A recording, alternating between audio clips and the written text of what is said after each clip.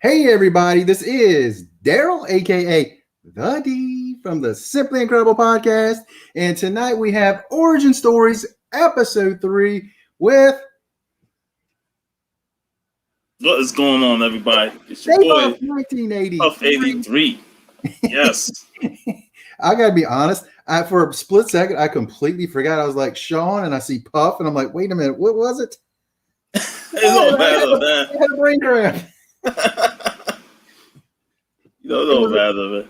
It was like that one time. You remember when Sid Vicious was being interviewed, and he was in the middle of the interview. He's like, "Let's start over." And he goes, "We can't, buddy. We're live." Sid had some of the most legendary botches on the microphone ever. Like, between him and freaking Mongo McMichael is like, come on, man. Oh, Mongo sitting there rubbing his little dog the whole time. Yeah, man. But, I'm happy to be, it's an honor to be a guest on this show, to be, part of Secret Origins. This is only the third issue of it, and I'm already a guest on here. So I'm honored to be on this show, D. Well, to be completely honest, I wanted to be sure that it was going to work before I invited you because you are really an inspiration for this podcast. Because Really?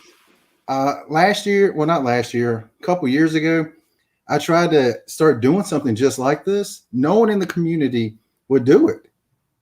I mean, I probably asked 5 or 6 people. No one wanted to do it. And then you invited me on to the Saturday weekly show. And I was like, wow, people are actually back to doing it. And I was like, you know what? I'm going to try to start it again. So you are the inspiration. And I appreciate you, man. Well, it's funny because when I always, watch your videos and you always have, great stuff. Hey, Gabby. She's another one you got to get on the show, man. But, yeah, I definitely want to. I definitely do. The art, oh my goodness, so good. Oh, beautiful. Mm-hmm. But, I like when I started bringing in more guests on my show, I was like, man, let me ask D.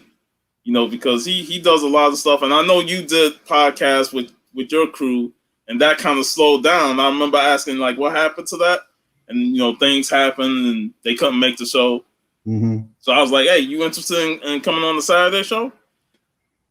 And heck yeah. Ever since then, you've been a constant member of the Saturday show. It's like you've been coming on almost every Saturday. And it's been a blast. We've always had great conversations and so much fun topics to talk about. And, I'm just happy that you're finally getting more, views now. And then with the Secret Origin, the first episode with JoJo was amazing. Yep. I had to rewatch it because I had to go on the comic hall on that.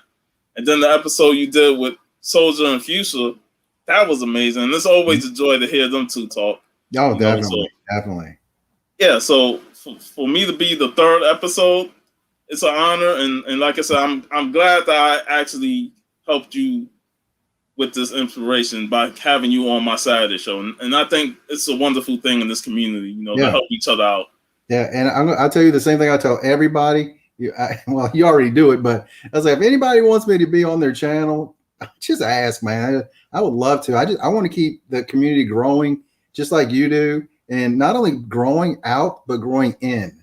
So we're all getting closer as like a big comic family. And to me, and I use comic books as a way to bring us together, and then that way we branch out and talk about anything because there's a whole lot of things we love, more than just comic books, And like this topic today, where we're going to talk about sports and baseball, my history with going to conventions, and another thing that I love, and I touched on this. What's up, Future? Was maps. I have a nice collection of maps, and this was something that I brought up on Life with Two YouTubers when they did their Hour of show on Saturdays. So I'm gonna bring that to the forefront again. I just have a lot of collecting hobbies, man. Yeah. I'm right there with you. I'm very, spread out, and financially it hurts. Yeah, that's the thing. Yeah, I'm like dabbling all types of It's places funny like when we you. were kids. We spend our parents' money, on getting the stuff. Then once Yeah, we become adults, you're like, man, I got bills to pay. I gotta watch what I spend on. yep. So it's like sometimes you say, all right, I gotta cut back, but that collector's mentality in you saying I gotta have that. So Yeah. I just ordered the Funko Pops of Run DMC, man, and I had to Yeah. have it because Run DMC was one of my favorite hip hop groups growing up as a kid. Like, and music was another thing that was huge for me because my parents played music a lot. The Mhm. radio was on 24/7, so I got to hear Earth, Wind and Fire. I got to hear the Minnie Riperton, Luther Vandross, and all the classic artists from the 60s and 70s and even the 80s. What's up, 90?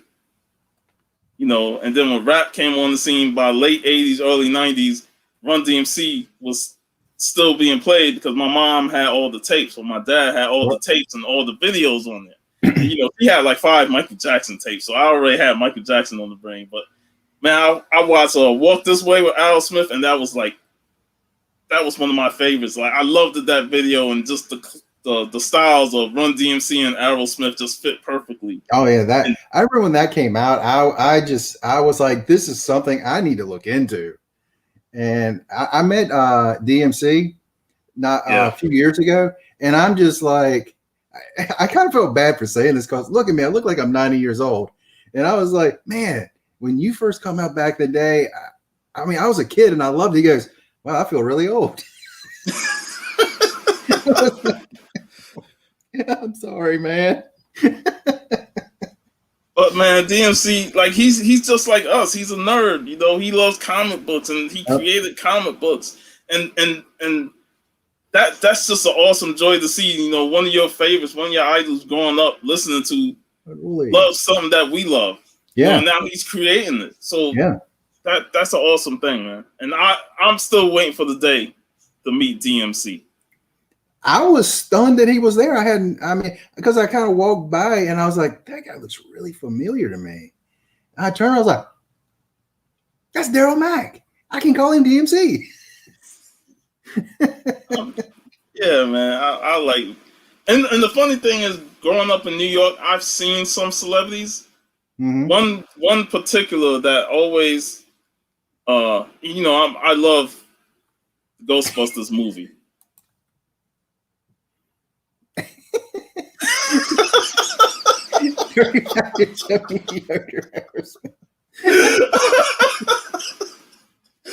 Oh man, I did not see that coming.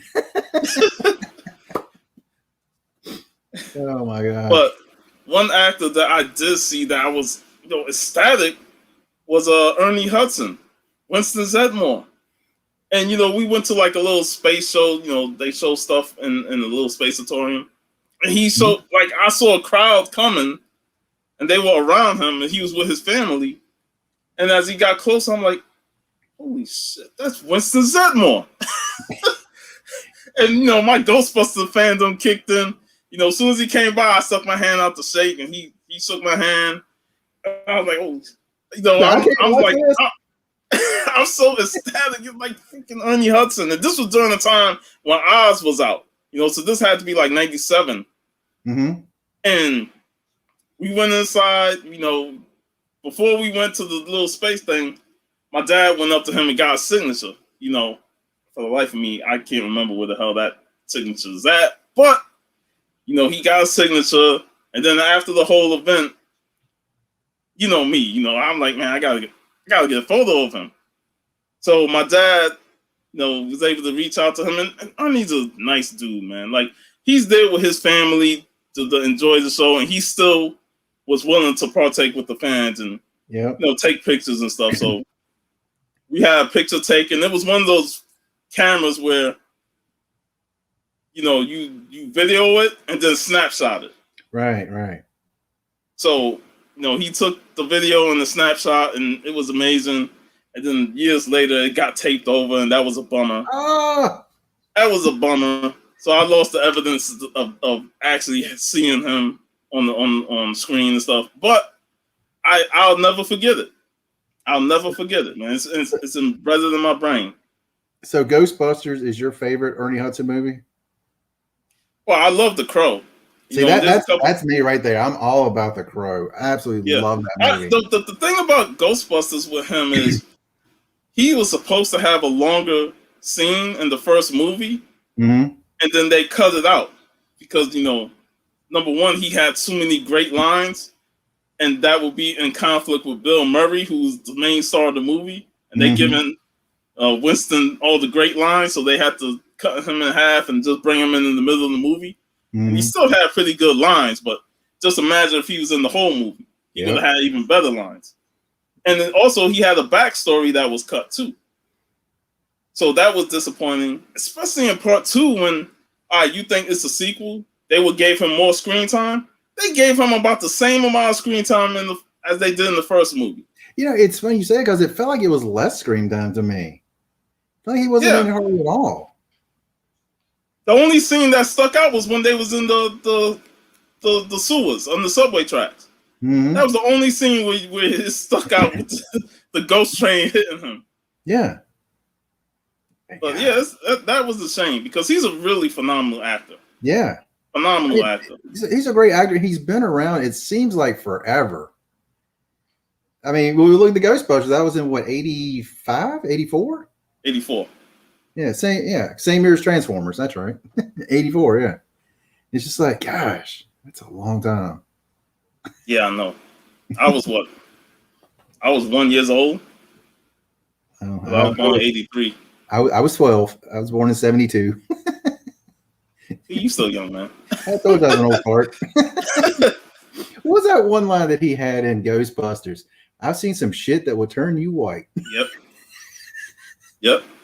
He said that directly to the mayor. That line was epic. Yeah, man. Like I said, he has a couple of good lines in there. And just imagine if he had a longer role in the movie. Yeah. Because I think that role was originally intended for Eddie Murphy. Yeah, it's supposed to be for Eddie Murphy. Which is why the lines were so funny. Because they expected Eddie to be the one delivering them. Yeah. And but when Eddie couldn't do it because he did Beverly Hills Cop. Yep. And Bill Murray wasn't supposed to be in it. That was supposed to be Jim Belushi. Yeah. Like, wow. But once he died, sadly, they had to coach. Bill Murray had to make a deal where if I do this movie, you also got to do The Razor's Edge. And the sad part was Ghostbusters was a success and The Razor's Edge was not. And I don't even remember that movie. I watched it, but that was so long ago that I can't even remember the plot line to it. I just watched it because Bill Murray was in it. And I was like, anything from Saturday Night Live, and Stripes is another one I love. Yep. With him and Harold Ramis. So I watch anything with I watch anything with the Saturday Night Live crew, So yeah, that was that with Ernie Hudson. And then another story I want to tell is, I've probably told this many times, but it's always a fun story. I don't have the comic with me, but I had Spider-Man Maximum Clonage, Omega. It was the finale of the Maximum Clonage storyline. And I was at a con with my father. And John Romita Sr. was there. So, he's there with a big banner of Spider-Man. I was holding the Spider-Man book. My pops was like, oh, this guy who did Spider-Man. He's the artist of Spider-Man. You stand in line to get him to sign that book. So at first I'm excited, because I get to meet a Spider-Man artist, a living legend. Yep. Then I see the books of the people in front of me and the people behind me, and they're holding older Spider-Man books. And I'm holding this Maximum Clonage Omega. I open up the book and his name is not even on there, and I'm like, oh shit. I start sweating, man. I start worrying. I'm like, man, what if I get up there and he look at this book like, I did not do this book, and hand it back to me? I was so afraid of the rejection that I wanted to jump off the line. Yep. But my dad was persistent. He's like, no, stay online. He'll sign it. It's Spider-Man. He'll sign it. So, the closer I get up front and the more and more scared I get. So when I get up to him and meet him, I shook his hand. Sweet guy, very nice man, Mhm. and I hand him the book. He looked at it and he said, "Well, I didn't do this book, but if you want me to sign it, I will sign it." And I looked at my dad. He's like, "Yeah, yeah." Hold the fingers up, like so. He signed that book and another Spider-Man book he had no dealing with. We took a picture, and that was that. So That's I awesome. got to meet John Romita Sr. and he signed 2 books that he had nothing to do with, but he was willing to sign them because, hey, it's Spider-Man, and even if I ain't do it, I want to please this young fan. So That is that awesome. that was like a treasure for me, to meet that guy and just be in awe, because his artwork from the Spider-Man in the late 60s and 70s was just amazing. Yeah, the sad part is that there are artists out there that would refuse to sign it. And Yeah, I mean, and you being at the time a youngster, I would crush you if he had said, no, I can't sign this. I didn't do it. yep. And I'm just like that's awesome to hear. Yeah, because you hear artists like maybe Todd McFarlane will say even if it's his creation, if he didn't do the art and stuff or written it, he's not going to sign it or something like that. Mm-hmm. I think So I've heard he won't sign the Spawn thank you book. really, That's what I've heard. I mean, I don't know if that's true, but I've heard that, and I was like, wow, that's crazy. Like, dude, come on. I mean, yeah. you've made 400 homages of your own work. You might as well sign that one. But yeah, that's one story that always stuck with me, and I've said it before. I've been going to conventions since I was like 9 years old. Like my first con was 1992 Wow. at the Jacobs and Javits Center, and then this was like my third con, the New York Comic Book Spectacular in 1994, and I've always kept this book. I got 2 copies of this. And this nice Magnolia art, Yep. Hellboy, and ever since then, I've just been so excited to go to these conventions. Especially at a young age, and you see all the comic books and all the toys and all these people cosplay. And this is early cosplay, before cosplay really took off. Yeah.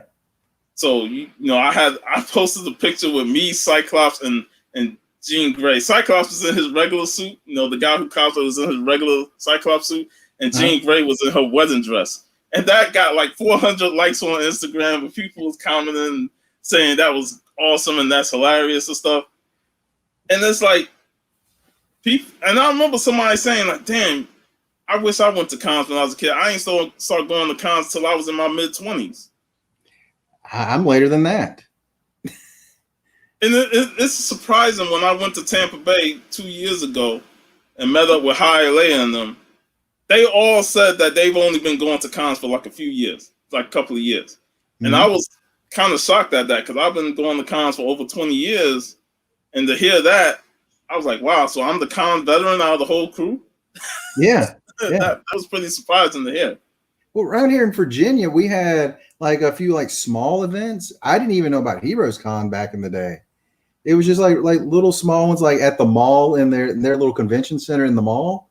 You have like 20 dealers, but no like real conventions. Back then that I knew about. And I always credit my father and my aunt. Wow. But I always credited my father and my aunt for taking me to my first con in 1992 because my aunt was a huge comic book collector. Mm-hmm. Like she loved comic books, and when she found out that I enjoyed them, she like, let me take your son to a convention. And that was my first time being at a con, and it was just a blast. And she got to buy me some books, and I remember we went to a panel, and I think Scott Lobdell was there and John Romita Jr. was there because this was during the time X-Men 300 came out. And at the time, I'm young. I'm like, man, I don't want to hear these people talk, man. Either give me the comic and let me go back out on the floor and look at all the stuff. MegaCon only got big in the last 5 years, huh? Yeah, but the thing is, I've been going to MegaCon since the early 2000s when I first came down here. Hmm. You know, because I took a hiatus from going to cons for like 6 years. Like the last con I went to was like 2007. I ain't go back until like 2013. So I was like before then, like I've been going to cons since I first came to Florida. Like that's the first thing I did. I looked up conventions and I saw that MegaCon was the big one in Orlando, along with another one. But MegaCon was the biggest one. So I remember going to that around 2004. And you know, I've always loved going to conventions, and I used to go either by myself or with my dad and my brother occasionally when they can join. But I just go to cons and have fun. Yeah. I mean, when I first went was probably around 2013, 14, something like that. Went to Heroes Con. I was like, wow, this is the greatest thing. It's so, Yeah. I mean, it's so big, so many dealers, and you meet so many like-minded people. And that to me, I was like, that is awesome. And that's why I want to come down to MegaCon sometime to hang out with the Florida crew. And And spend not a few days.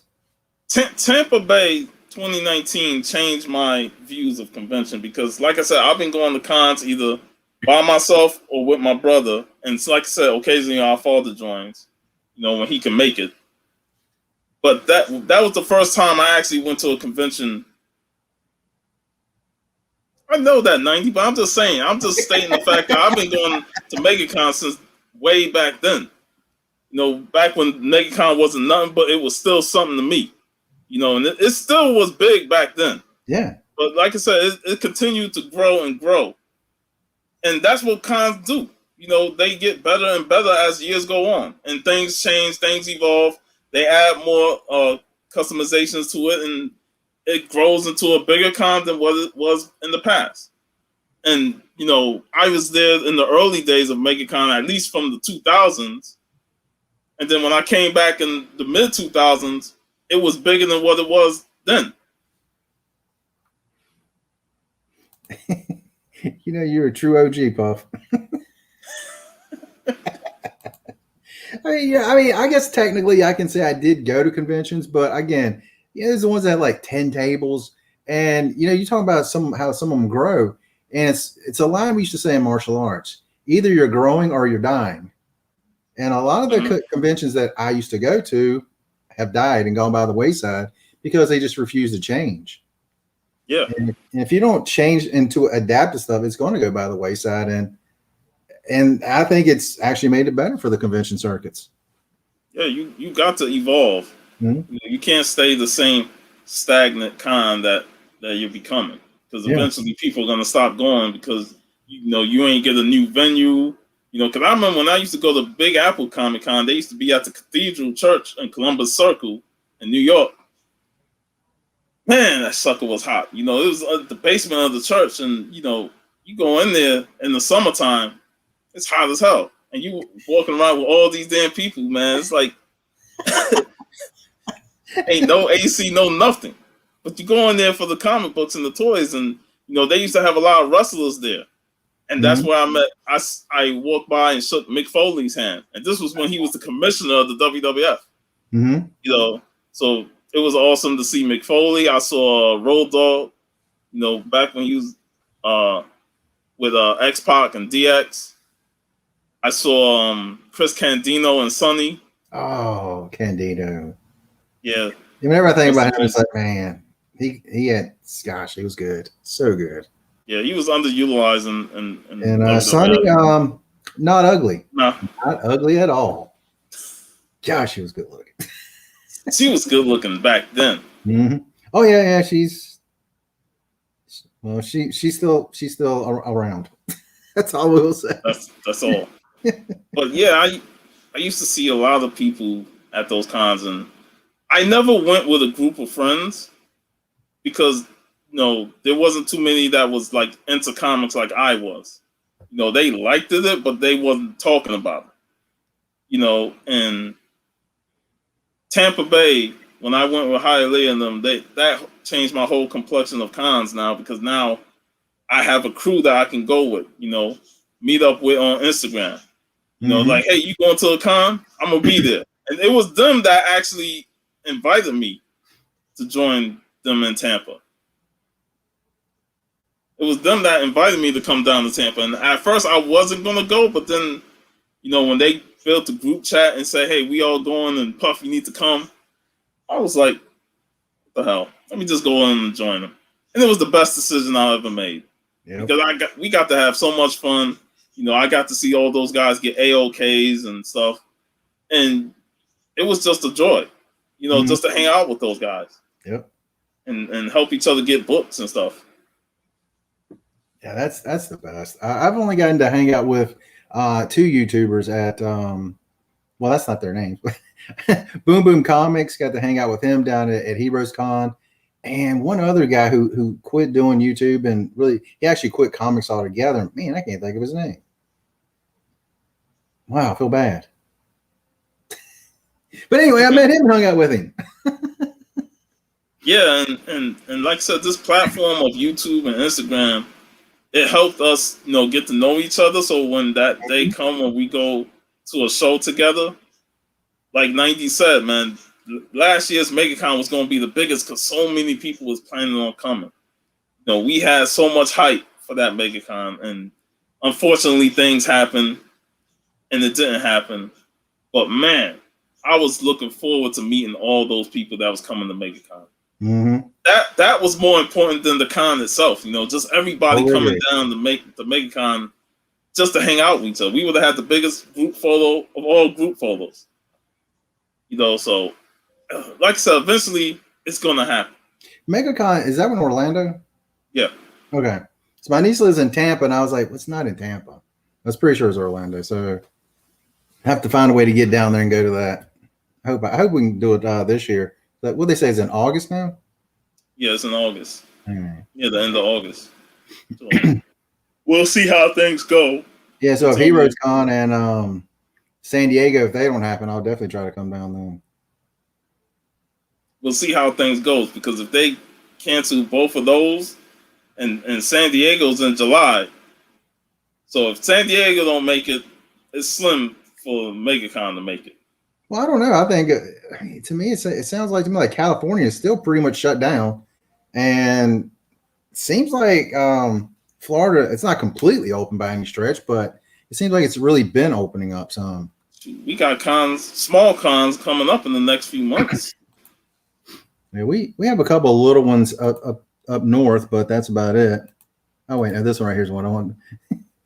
90 want to give Biggie Shaq a hug. Yep. Worth more than any book. That's true. That's true. When you get the meter guys, give them the bro hug, man. That's worth a grail right there. Yeah, man. And like I said, when that happens, it's gonna be the biggest thing in the community, man. Yep. I'm definitely gonna video all of it, because that's the one thing I missed out on doing at Tampa, was getting a lot more video footage. And now ever since then, I was like, I'm getting all this on video. Because I want to document it. That's video, vlog it, document it, put it on YouTube. Everybody come together and stuff. We have a group shot and all that. I think that's what makes these cons special. I mean, it can be like the your version of the last con that Bear Island did. And that was an awesome video. I'm not, honestly, I teared up at just thinking, man, it's been basically a year, and that's the last convention. It's like the last major convention, yeah. That is so cool. So, okay. So the origin story is you started with your aunt and uncle and your dad, your parents with comics, right? More so my aunt. And I will say that my grandfather, before he passed, did read some comics to me. I can't specifically, I know there was some Spider-Mans, but I can't specifically remember what issue they were because I was so young.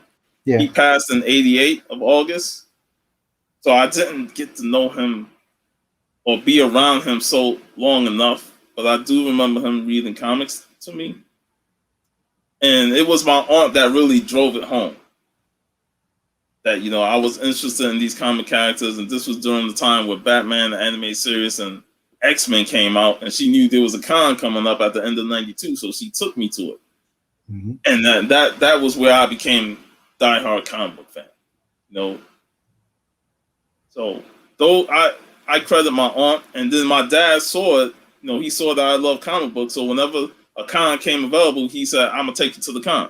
And he used to take me to comic conventions, car shows where you get to see all the new cars that's gonna come out, or all the classic cars. I used to love going to those. And my dad also took me to sports. You know, we used to go to Shea Stadium a lot.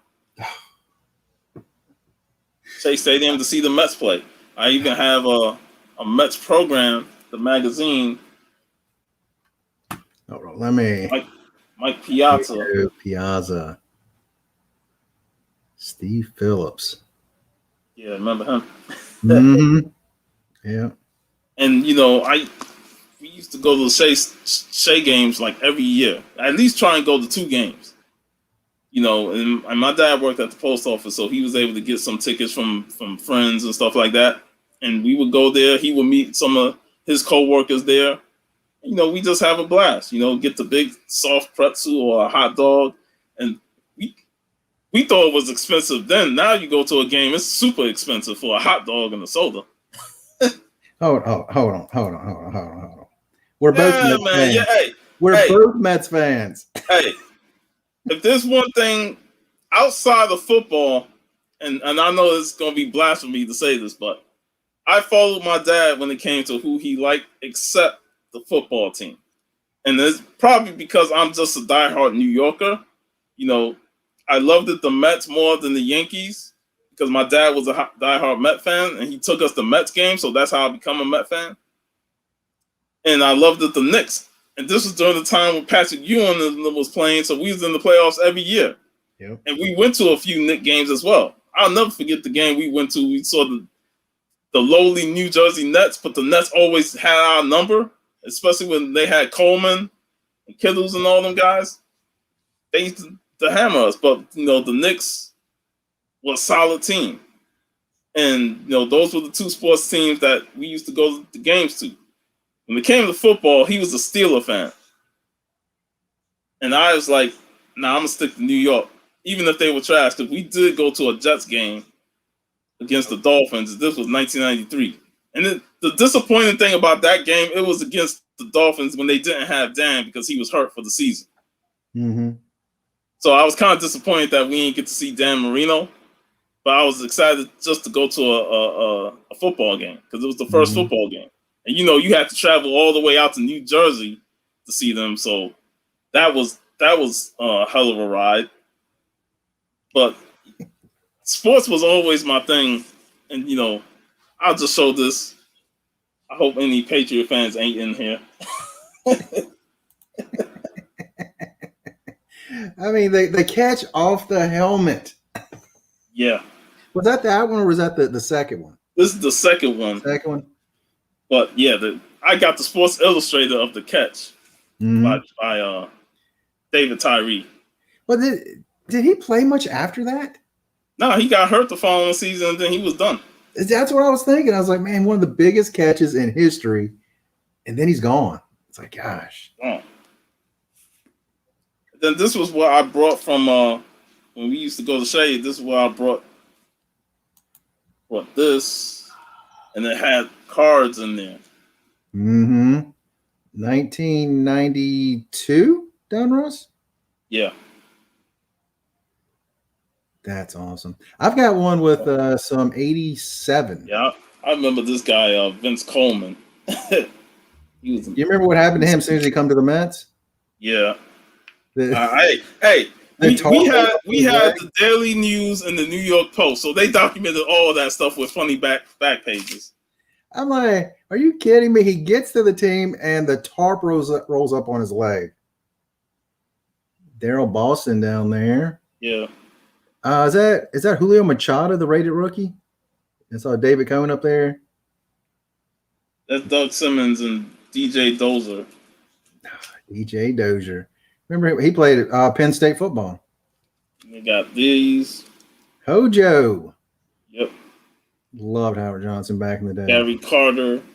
Keith Miller. remember seeing Keith Miller when he played here in Lynchburg. That's how I became a Mets fan, watching the Lynchburg Mets before they took their team away from us. You got some players that were okay. Darling's a really good commentator now. Yeah. Him and Keith Hernandez. David Cone. Remember Cy Young Award when he played with the Royals. Then he came over to us for a few years. Is that Julio Santana in that bottom corner? Juan Samuel. No. Juan Samuel. He had, I think, like 4 or 5 straight seasons with double digits in hits, doubles, triples, home runs, stolen bases. Yep. Like, that's insane. Sid Fernandez. Gosh. Oh, that's Randy Myers. Never mind. Frank Viola. Tim Toffel. Okay, Tim Toffel. I have an issue with Tim Toffel. After his career, like a few years ago, I see the third base coach. It's Tim Toffel wearing number 18. No, that's a no. You do not wear Darryl Strawberry's number 18. There he is. Darryl. I became a Darryl Strawberry fan back in it's either 1980 or 81. When you know what I didn't like as a kid though? What's that? Some of these guys went to the Yankees to win more titles, man. I was like, Doc leaves the Mets, goes to the Yankees, throws a no-hitter. I was like, are you kidding me? But 1980, when he played in Lynchburg, it's either 80 or 81. I think it was 81 actually. He hits a home run. I'm like 8, 9 years old. I see this, and this guy named Darryl, this tall, skinny kid. I mean, it looked like he went 500 feet.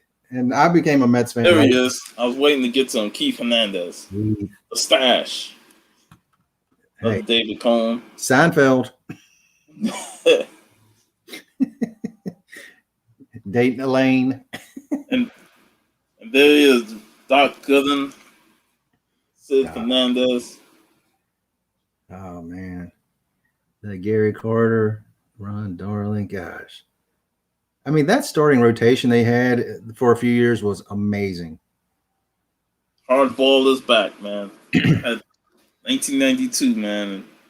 Still in good condition, man. A lot of kids will tear this up, but me, I took care of my cards. Oh, I was the same way. I still got some minor league cards from back in the 80s when I was going to games and stuff.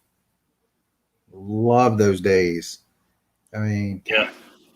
Basically, I saw the majority of the 1986 Mets when they played down here in Lynchburg.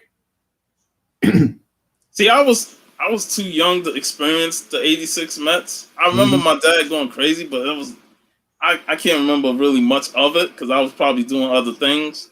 Mm-hmm. It wasn't until, like I said, I started going to the games that I became a Mets fan, and I still remember being devastated when we lost to the Braves in the NLCS in 1999. Mike Hampton just threw that ball and just walked in a run. And I'll never forget, I go to school the next day and all the Yankee fans were just laughing at me.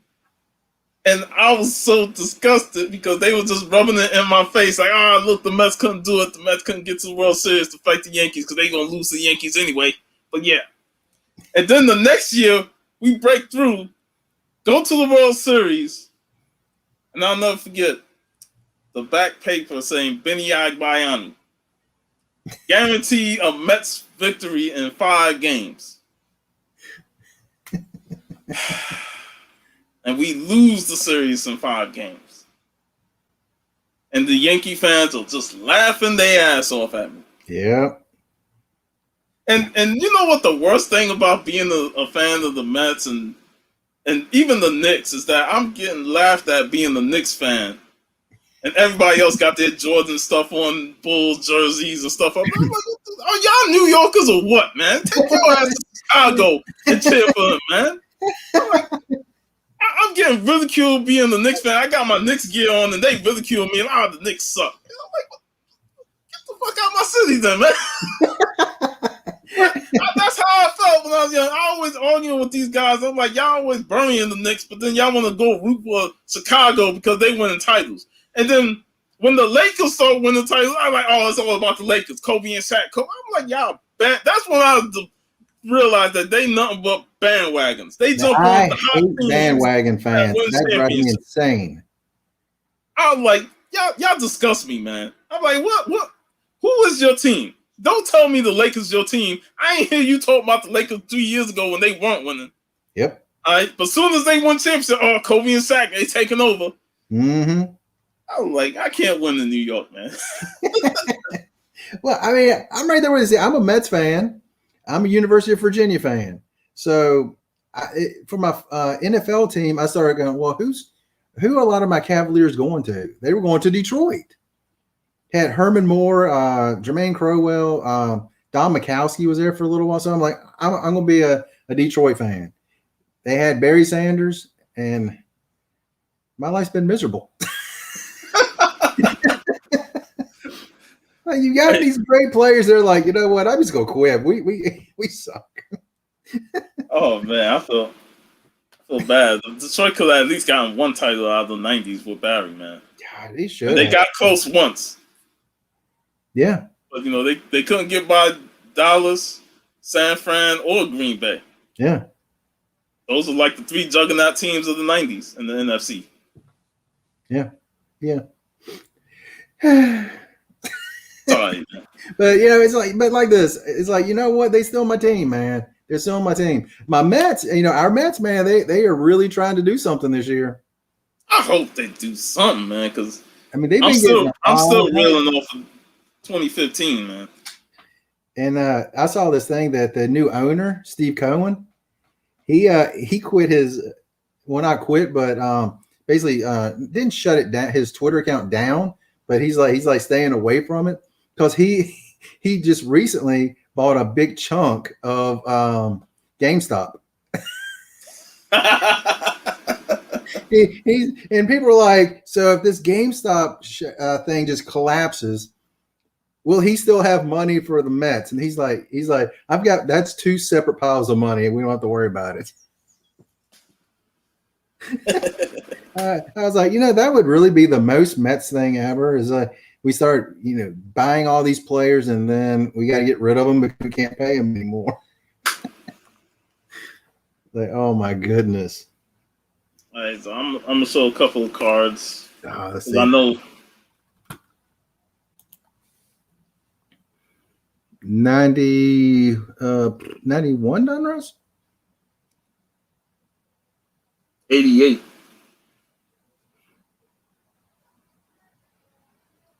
Nice. What stadium is that?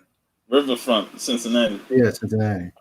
Well, the reason it's hard to tell because therefore in that era, there's about 6 stadiums that looked exactly like that. Yep. Dave Winfield, man. I remember him. Yeah, drafted in football and basketball and baseball. You got a couple of. Remember, he played for San Diego, the Padres, when he first come up. Mike Harkey, Ron Gant. That's a guy I thought was going to be really, really good. I mean, he was built like a brick wall. Yep.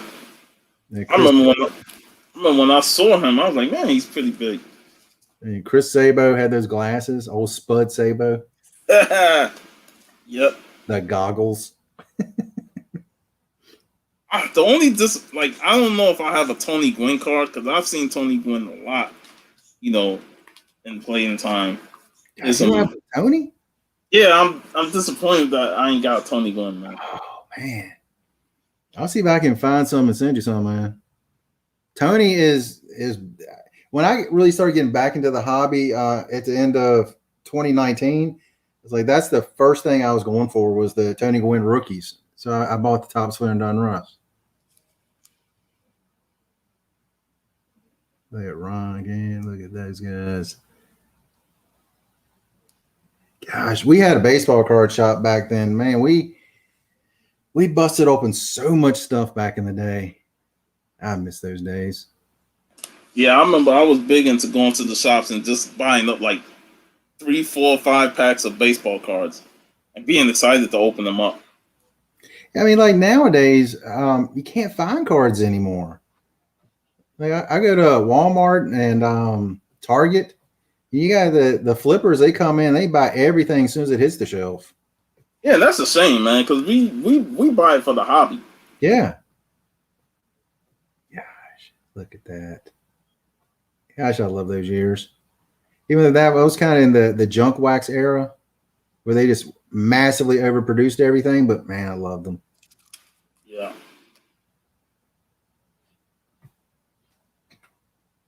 I love those. And I always like, I have friends that always, want to trade baseball cards with and stuff. His are the top small cards. Those were those the stickers or no? I think they were stickers, but I never took them off. Mm-hmm. Cause I'm like, man, they got the ones on the back, the two cards on the back. Yeah, I remember those. There was also a set called Topps Minis.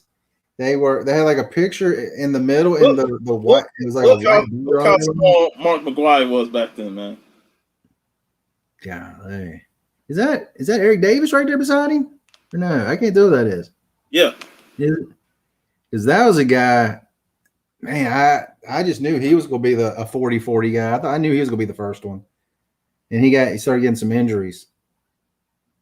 Yeah, them injuries kill you. I watched some YouTube videos yesterday. Is this guy, I don't know who is something Oz. I don't know who he is, but hey, it's Kirby Puckett. Uh-huh. But this guy, he meets like different baseball players, some veterans. Look at this guy, man. Look at that guy. He's still getting paid. Still getting paid $1.1 million every year. Oh man, good for him, but bad for the Mets. And there are people that they're like, that's the greatest contract anyone has ever signed. Hey, he gets paid $1.1 million every year up to 35. Is Flair 1990. Yeah. Oh, wait a minute. There's a card in that set. It's Jose Uribe. He's a common, but they somewhere along the way they come up with a story, and it was like in the last 2 years that it was a very rare, hard to find card, and now it will sell for like $50, and it's just a common. There's something on the back. Oh man, I love those cards back in the day. Oh, there's Donruss. I love the Donruss ones with the red on it, man. I did a box opening not too long ago with those. Yeah, but they always like stood out to me because of that red. And here's some more. I got like 3 more pages of them. Nice, Mike Bilecki. Still don't know how that guy got a Diamond King card. He was never any good. Dave Righetti, man, he was a great reliever. Dave Steve, great starter. Jeff King on the back. He was very good his first few years and then kind of faded away. Like Mike Scioscia up there at the top. He's been a manager for a long time. Mm-hmm. Cal Ripken. Yep. Pedro Guerrero. Great for the Dodgers before he went to St. Louis. Good times. Love those cards. Then I have some Bob Capper, Mike Stanley. Is that Canseco? Yep. Good old Jose. Matt Williams, Ben McDonald, Dennis Old Can Boyd. One of my best friends, he thought Old Can Boyd was the greatest player ever. Danny Tartable, he was on an episode of Seinfeld. Seinfeld had a lot of baseball, because that's the thing. Seinfeld used to be at the Met games because he's a big Met fan. Yep. There was one time where we took out binoculars and we saw him, his normal spot because he likes to be on the side box. So we was able to see him with our binoculars. That's awesome. Ken Daly. There's another Cal Ripken. Another Oil Can Boyd. Alan Trammell, Hall of Famer. Oh, that's awesome. Where's Bo Jackson? Oh man, I may have a bow, I may not. Well, I'll see if I can find some Gwens for you and some Bo Jacksons and ship them to you. Oh, Greg Vaughn, The greatest athlete I've ever seen, Bo Jackson. this young Al Leiter. Yeah, there's one card that's got a picture of his brother instead of him when he's pitching for the Yankees. Yeah. Big Remo. Oil Can Boyd was my dude. What's up, Remo? Dave Stewart. That's not Dave Stewart. I don't know who that is down that corner. Thought it was Dave Stewart. I want to make sure I can angle it. Mm-hmm. So I remember the Earthquake series. I remember, man, Dave Stewart did a lot for Oakland when that happened. Yeah. So the next one. What is up, Big Remo? How's it going, man?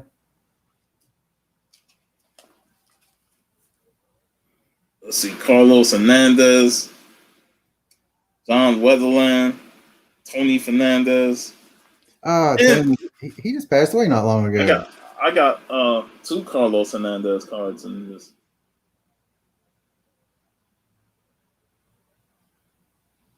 He's twice as good then. Like Teddy Higuera down there. I think he was in Austin for a little while. Then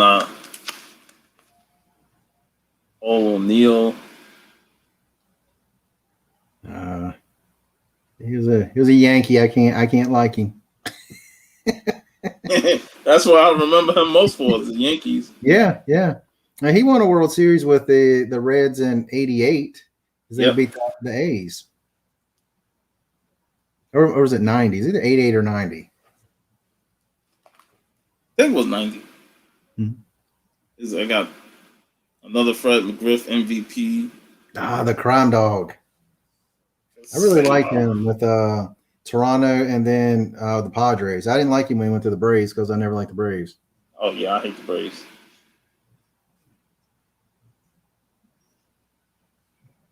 Oh, that's so cool.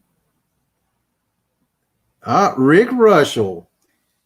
Best known for, well, 2 things. One, he was a very good pitcher for a long time. But the other thing he's known for, in the All-Star game, he threw that first pitch or second pitch, and Bo Jackson hit that home run deep over center field.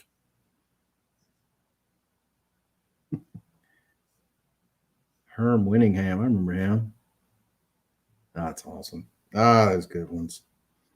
This was, like I said, I used to like the Donruss cards, and Flair has some good cards. Here's the yellow set, Doc. Oh, that is the ugliest set right there. I hated that set. You can blind people with it. I'm never blind by this, man. I mean, yellow's not my favorite color, but I thought it was pretty decent. I mean, you can pick that set out of anything.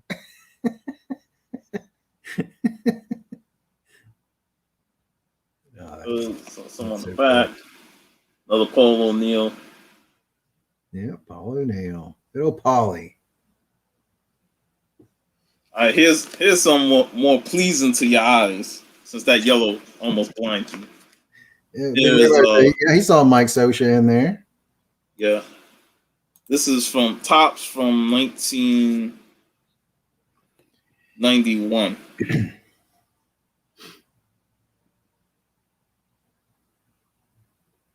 Nice. Yeah, one thing about that set is that was the year Desert Storm was going on, and they also had some that had the little gold foil in a corner that said Desert Storm, and those cars are worth good money when you can find them. Nice. And I back then I was a sucker for reading all the stats. Yep. Yeah. Yep. I was the same way. And I did a report back in school one day, and they're like, well, why do you think cards are good? I was like, one, it helps you with math because Mm-hmm. you learn how to figure out batting averages, on base percentage, earn run average. And also, it's good for reading because you read those biographies and stuff on the back of each Yeah. card. And she was like, you know what? You keep collecting them. Big ring. Here's Had those from Costco. here's Flair Ultra 1992. That was probably the second big glossy set because Top Stadium Club was the first one. I always love those glossy cards, but the bad thing about them is if you buy unopened boxes of them now, all the cards are stuck together. Oh man, They make like little bricks. some on the back. That is so cool.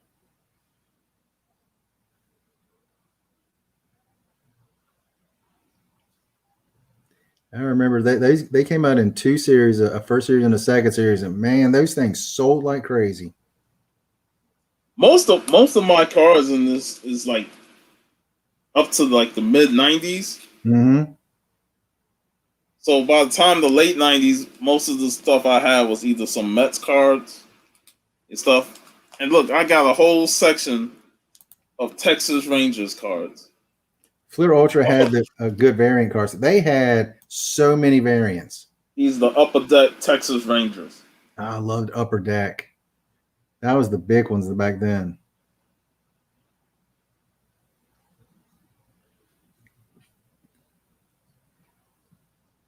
The team checklist cards, I love those because they were art. And that's one of the things I love is the Donruss Diamond Kings from the 80s and 90s. Perez Steele did them, but it wasn't Perez from comics, unfortunately. The negative dollars. Oh, yep. Yeah, man. I remember those days. You have to flex the pack. Yeah. But sometimes when you do flex the pack, they still like peel apart and you end up losing some paper loss on some of them. Is that Rodriguez in the bottom corner? No, the catcher. Ivan, yeah. Yeah. Pudge Rodriguez. Oh, wait, there's Gonzalez right beside. They had a great team back then. Yep. Nolan was on and that sometimes team. like Pudge Rodriguez went to the Marlins and won the World Series. Yep.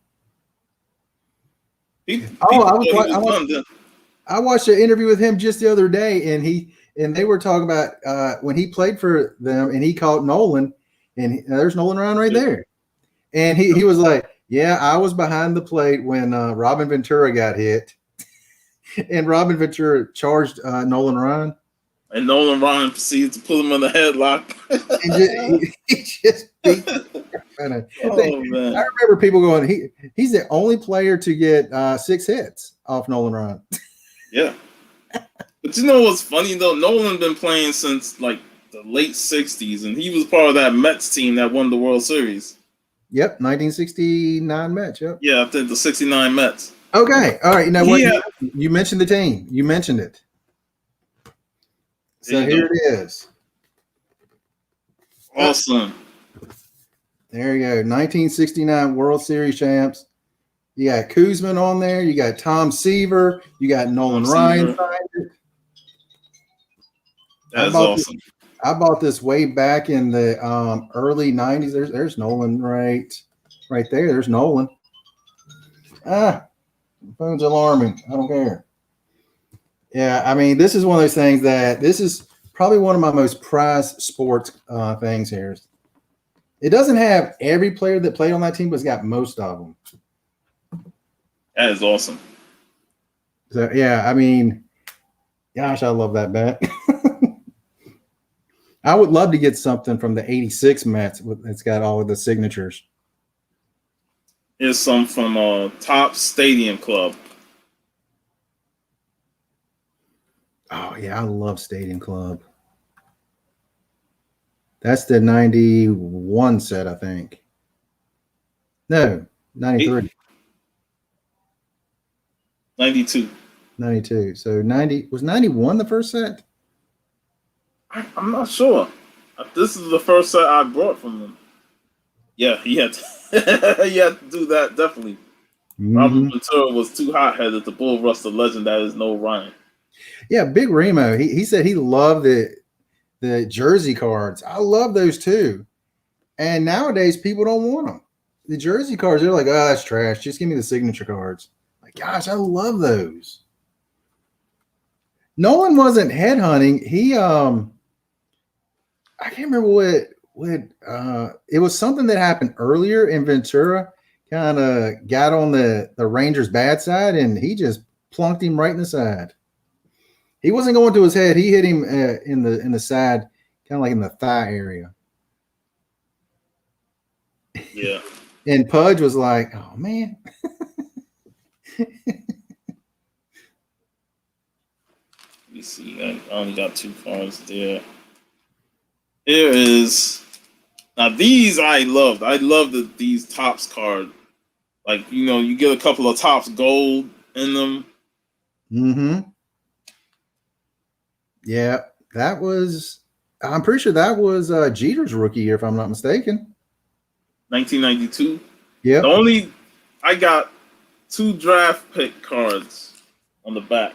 Yep, that's his rookie year. Yep.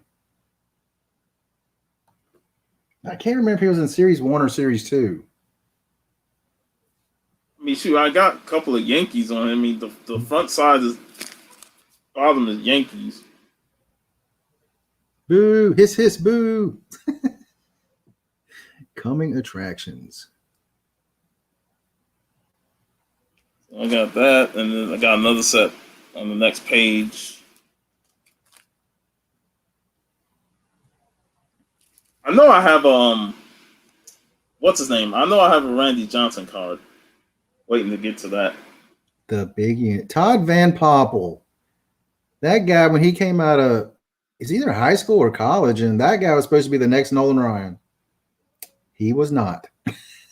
That's why they shouldn't say he's the next anything. Exactly. That always annoys me when you got a player that's been in the league for 20 minutes and all of a sudden he's the next great. I'm like, no, give him time. Look at Juan got the there it is, Randy Johnson. Juan Gonzalez rocking the stash. Randy, the big unit. Is that Score? Is that Pinnacle or just regular Score? Yes, Score. Okay. It's funny. I don't remember that set. Look, or Hershiser. I hated Orr Hershiser. Yeah. He always just seemed so cocky and arrogant. Remember he Especially came when to he was the Mets. commentating. When he came to the Mets, I still wanted him to lose. I hated him that much. I wanted him to win because you part of the Mets now. You got to win games, man. I was like, you know, we can win every game besides the one he's in. I don't give a fuck. Win me some games, bitch, and I won't hate you. Oh gosh, no. I mean, it goes back to. Hey, you know who I hated? When Tom Glavine came to the Mets. He was the reason why we choked them series in the 2 years we choked. Yep. I was like, couldn't even beat the Marlins, man. The Marlins got us both times, both years at the end of the season. And the one thing I did like about him, though, if I'm not mistaken, didn't he get his 300th win as a Met? Yeah. He did not get it as a Brave. And he went. What happened after we choked both of those years? He went scuttling back to the Braves. I'm like, look at your sorry ass, man. Big Remo got the thumbs down. That's right. And this right here, this is great. Oral America's Sweetheart for about 3 seconds. Yeah, I mean, I wasn't the big. He was part of the reason we didn't make the World Series in '88. Yep. Him and Kirk Gibson and the good friend Joker 68. He loves Kirk Gibson. He's from Detroit, so you know. I don't want to trash Gibson, but so much. I'm like, if a player I don't like comes to my team, then you better win games and get us a championship. Mm-hmm. Because if you don't do that, then you're still going to be on the shit list, man. Yeah, all these years later. So, what year is that? This is 1994. 94. Nice. Gosh, I don't remember them. I know I opened up a ton of them way back in the day. I just don't remember them. Ah, gosh. It's a walk down baseball card memory lane. Yeah. Like one Yeah. of my goals is to get one card from every set, top set, all the way back to 52, all the way to current. Just have one. It can be a common, but just kind of have that. Here's They look like.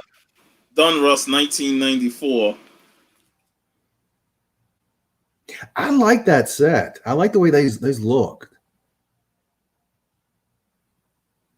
It's like when as the 90s went on, they started getting creative with their sets. Mm-hmm. I think the worst set, well, besides those 90 Fleer, was the 92 tops. I mean, the pictures, so many of the pictures were out of focus. They do still have Beckett's, but there's two kinds of Beckett's. They have like the modern Beckett, which only goes back to like 1980 or something like that. And then they have the vintage Beckett. And the sad part is they're like $10 a book now for the Beckett's. This is Fleer 95. Nice. Wow.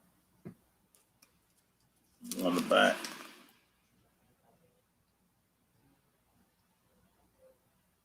I always liked the cards with, you got the pitcher or the batter, but they got a background photo of them as well. Mm-hmm. With them playing both positions. One of my friends gave me a bunch of cards. The new ones are Allen and Ginter's, which is just like one of the offsets of Topps, because Topps is the only main one with the license to do them anymore.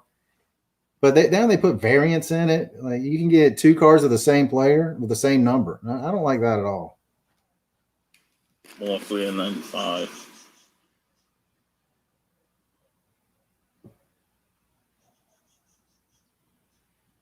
Good times. Gosh, I remember those so much. Loved them. I want to definitely get to the next one because this was huge back in the day, and I know you know this. This was huge to us. This made us want to buy cereal. These. Yep. Did you? You might be too young for them. It was, I think, probably in the 80s. Kraft macaroni and cheese. They had two cards on the back of the macaroni and cheese box. Those old 3D cards. I used to get these. I used to love these Kellogg's cards with the 3D. They were awesome. And I remember, what was it?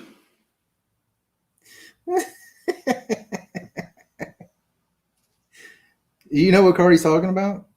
No. Oh, 1989 Fleer. There's a card. He's sitting there with the baseball bat. Let's go full screen on both of us here. He's got the baseball bat. On the end of the bat, it says "fuck face." Really? Yes. So there's variants of it. One's got like a black box over it. One's got like whiteout scribbled on it. One's got like a white box on it. And one of them, there for a while, they were just trying to cut it out. I mean, you would open up a pack and the card had like a cut in it where they're trying to cut the face out of it. That's awesome, man. I mean, it's like, did he know that was on there, or it just happened to be? He just grabbed a bat and just put it. But yeah, I used to love getting those Kellogg's cards, and another thing I loved it was the Cracker Jack. Yes, I loved picking up the Cracker Jacks for the cards, man. Mm-hmm. And that was the thing, man. Like they don't even do that no more, especially with the cereal. Like you get cereal boxes and you see baseball card on there, and you like, yo, I need that cereal for the card. and they entice you to buy the cereal because you're going to get a toy. You're going to get a toy or a baseball card, and that's what I love. They don't even do that no more. So kids today really don't know how big it was getting those cereals back then. I mean, I would love getting that stuff. I mean, you get like a sticker or something, but like the cards, gosh, I don't remember what year it was, but I remember those. I remember Denny's restaurant. They put out some with the Grand Slam meals there for a while, and they had the great holograms. Yeah, and then I showed you two cards earlier, but here is my Negro League card set, and these were from Kraft. That is so awesome. Go through the names on all of them. All right, so you got Tom Sampson there. You got Leon Day, who was a pitcher. Mm-hmm. Then you got Josh Gibson. This is senior. And down there, which one? This is Josh Gibson Jr. Got outfielder Bill Wright. Mm-hmm. Art Ty Wilson. He was a shortstop. Ray Dandit. Ted Radcliffe. He was a pitcher and catcher. And Buck Leonard, first baseman. Nice. And on the back, there's a Monty Tyron. And Monty Tyron. Okay. Irvin. Monty Irvin. Okay. I remember Monty Irvin. He did play in the major leagues for a little while. That is so cool. And then after that, I have one Sports Illustrated card and like two cards with like one with Jim Evans and then a Ty Cobb. When Cobb stole, he stole. I remember those. Yeah. And then look who's in the middle. Michael Jeffrey Jordan, the Birmingham Barons. Oh, that's actually when he was with the White Sox uniform. Yeah. That's probably in spring training.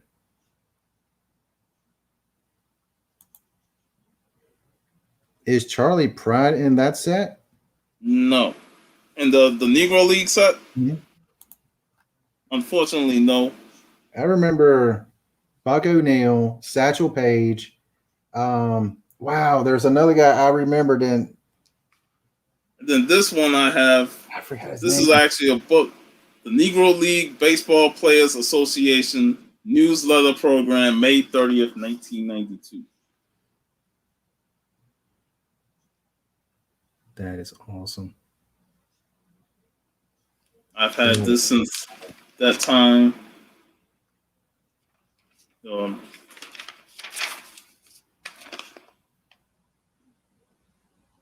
a long time since I read this. See, Buck O'Neil, I remember him. And here's some players.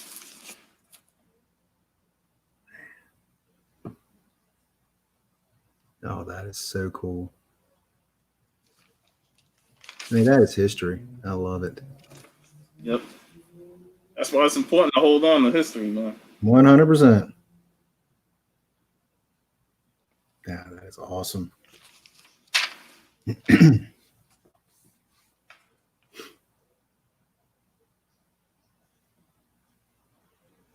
Leon Day. Josh Gibson Jr. Was he the catcher that hit all the home runs? Or was Josh Gibson Sr.? I would assume Jr. His junior. More home runs than Babe Ruth. Because I didn't even know there was a senior and a junior. Monty Irvin, I remember him. He played in Major Leagues for a while. That is so cool. Man.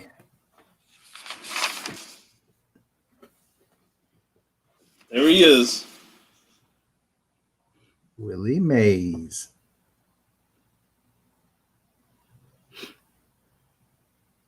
For me, he's still the greatest baseball player of all time, Willie Mays. Yep. And look at this. Armando Vasquez. Oh, signed. Wow. That's awesome. That is cool. Yep. Wow. Tribute to George Giles. Oh, is it Larry King? Uh-huh. He just passed away also.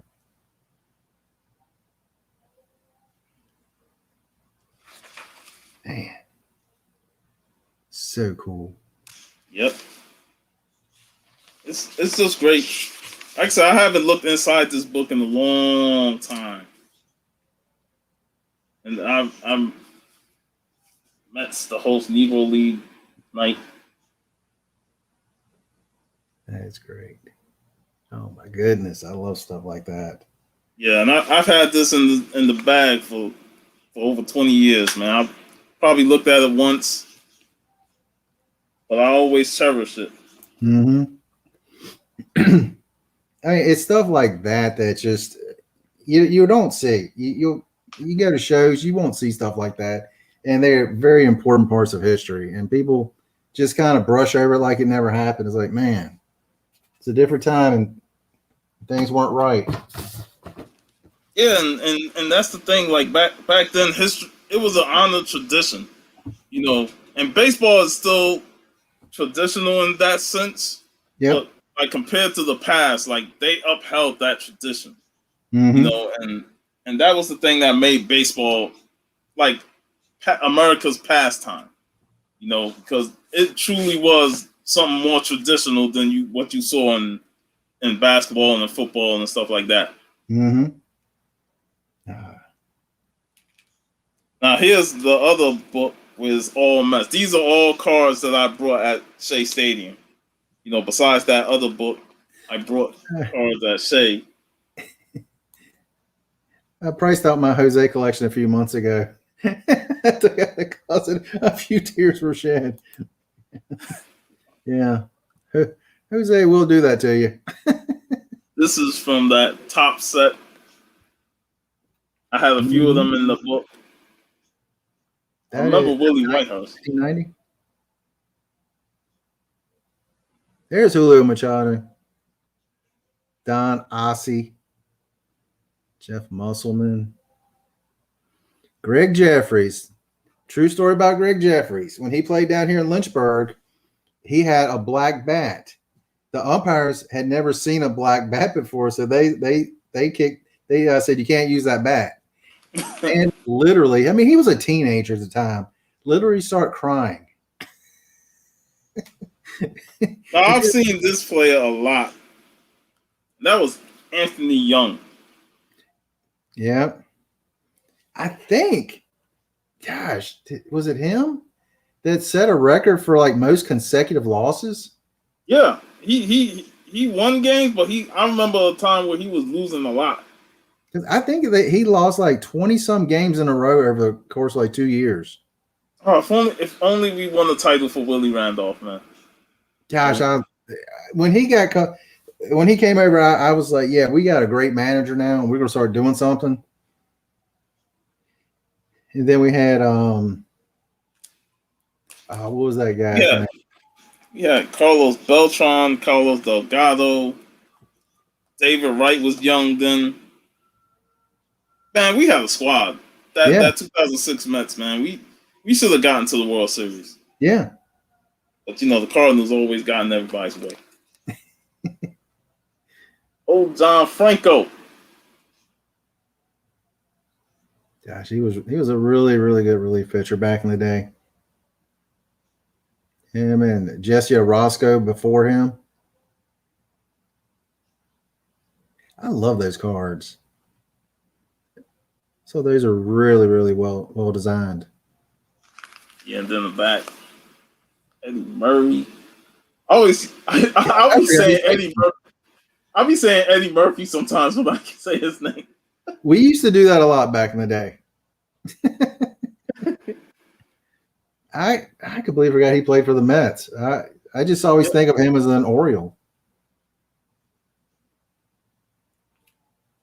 some Upper Deck since 1994. It's 1994. Oh man, remember Todd Hundley? Good lord. I remember thinking he was going to be a stud catcher for a long time. He just never was that great. Yeah, he was average, man. Like I do remember the home run he hit. You know that famous home run he hit at Shea.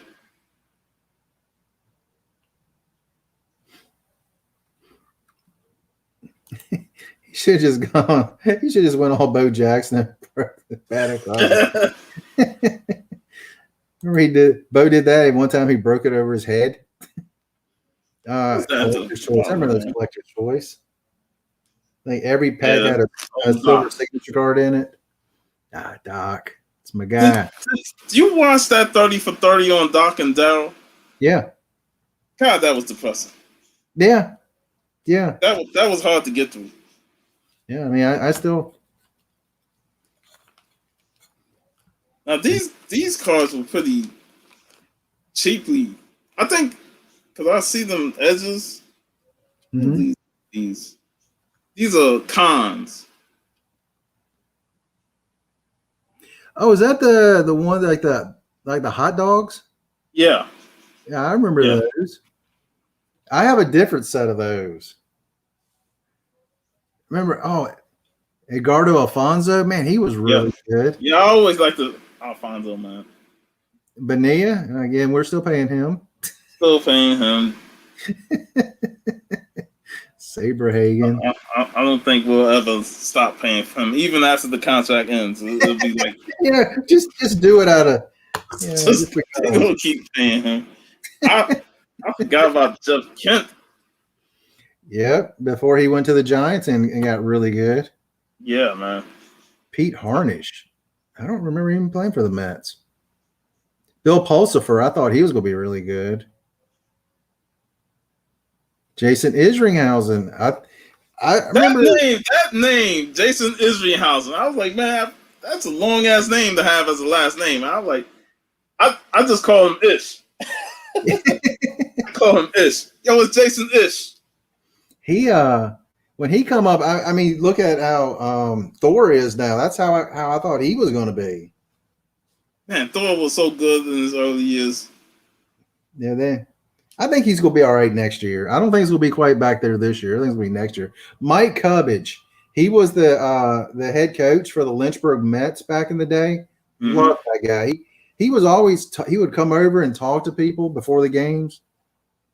Joe Orsulak, I remember him. Jose Vizcaíno. Vizcaíno, that name, man. That always rolled off the tongue like Vizcaíno. It rolled off everyone's tongue except Harry Carey. He could not say that for nothing. Never say it, man. Never. Bogar. Everybody called him Booger. Come on. Stop Bogart. Nerds. Which, honestly, I just watched that a couple of days ago.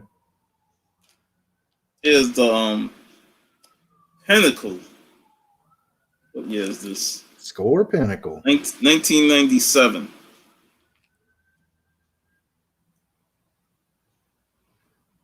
Nice. I don't remember them. Oh, Baega. Carlos Baega, yeah. Baerga, yeah. That's right. He was with the Mets for a long time. Yeah, he joined them in '96. Because I remember he was with Cleveland. I remember when he played with Cleveland. Yeah, Cleveland, man, they had some great teams. Man, they should have won the World Series and beat the Braves. Is the team that when we got Mike Piazza, you think, oh man, we got Mike Piazza, and we had that 2-year stretch of NLCS and World Series, and just like that, it disappeared. It's like the Mets never had playoff consistency. They will make the playoffs like 2-3 years, and then they go back to being worthless. Yep. Was it 2016? We played the Royals in the series. Oh man, I don't even want to talk about that. And then it's like, what happened to that team? Like we made the wild card, and then after that, we were back to being losers. I'm like, come on, man. I'm like one thing about the Yankees, even when they go through stretches of down years, when they come back to the playoffs, they are back, and they make the playoffs consistently. The Mets only make it for like 2 years, and then they flame out. Yep. I mean, the 80s, there's no reason why we shouldn't have been in the playoffs for like 5 straight years and won at least 2 or 3 championships. Nope. They don't let us do it. Is Flair 1995 going backwards? Now, I will say the only player for the Yankees I really liked after I became a Mets fan was Don Mattingly. He was there for a lot of those down years. Yeah, and well, what gets me is as soon as his back goes out, the next year they win the World Series. I was like, come on. Give on to Donnie Baseball. He deserved the ring.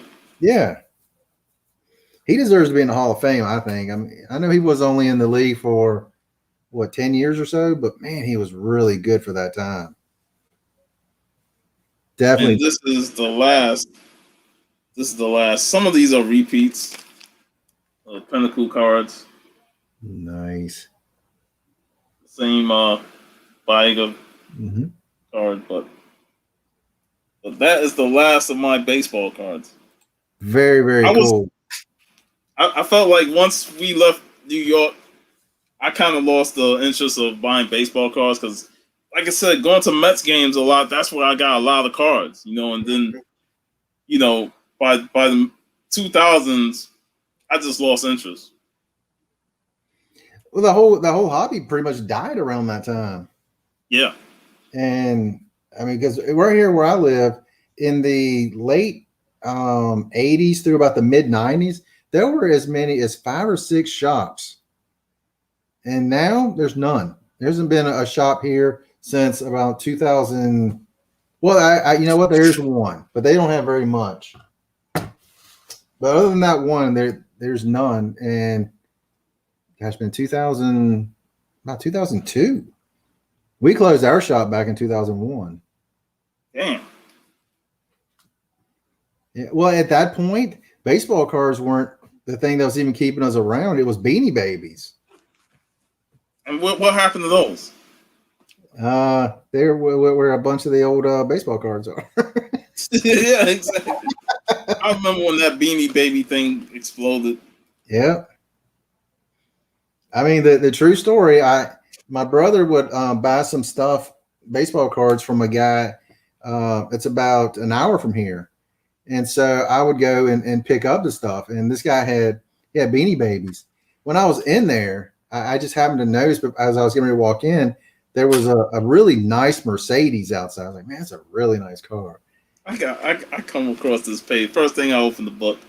And the guy paid $5,000 for a Beanie Baby. God. He paid cash money. You see him sitting there just counting the hundreds. I was like, oh my gosh. I'm like, who the hell want a set of cars of referees, man? I would approach that one. Yeah, they're telling what each penalty is. I remember those. I'm like, what is all these rush? Like, I don't give a damn about the refs. They be causing headaches with the flags they throw. Yeah, that way you know what every penalty is. It's crazy. What's this? I got the coaches. Look at old Bill Belichick with the Browns. Yep.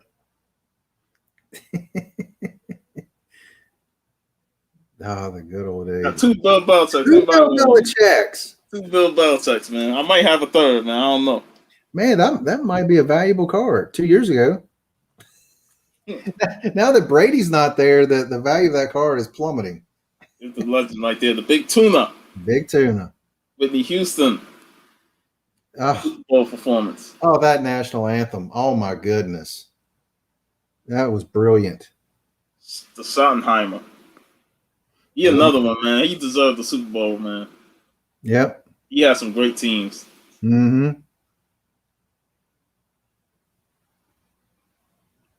Don Matthews.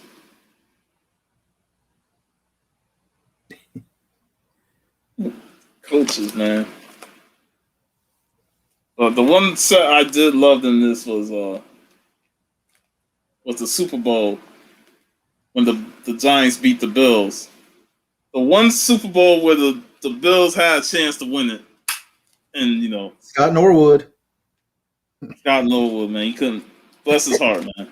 Gosh, I feel so bad for that guy, man. Gosh, I mean that is wide. That was wide right, I believe. Yep. It was good for us Giants fans, though. Yeah. And here it is, man. That was Phil Simms, wasn't it? Quarterback in that year.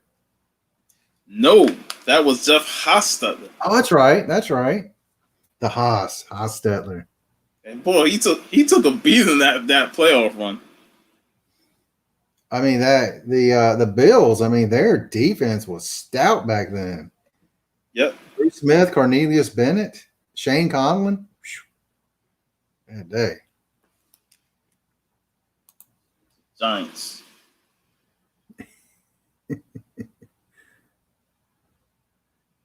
Carl Banks, was he on that team too? Yep. Nice. Carl Banks, LT.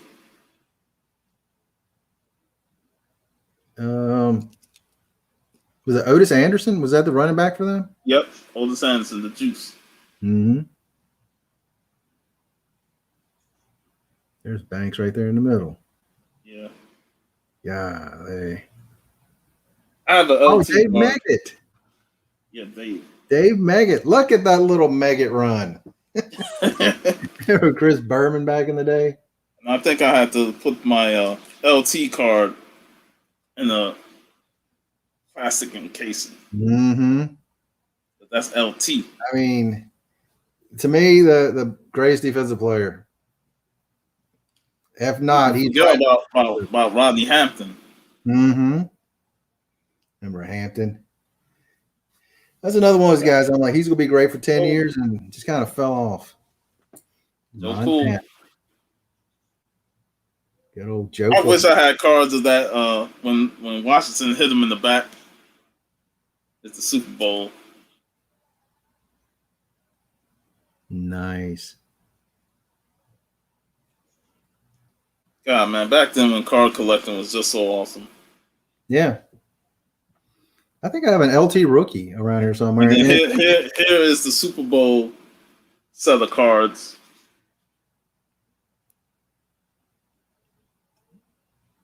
Very cool. Who was the kicker on that team? That top card. That was I have I can't remember that. Was it Lowry? God, no, it was. No, wait. Is that the Bills? I couldn't tell. It might be the Bills. Well, it's the Giants kicker. Mm-hmm. I saw the card of his earlier too. It's not Lowry. I do know that much. Gosh, I can't remember who it was back then. Like, you know what? The kicker's not important. Never mind. Exactly. No, remember Shaun Lander. Yeah. Mm-hmm. But yeah, man, it's all about the other players, man. Fuck the kicker.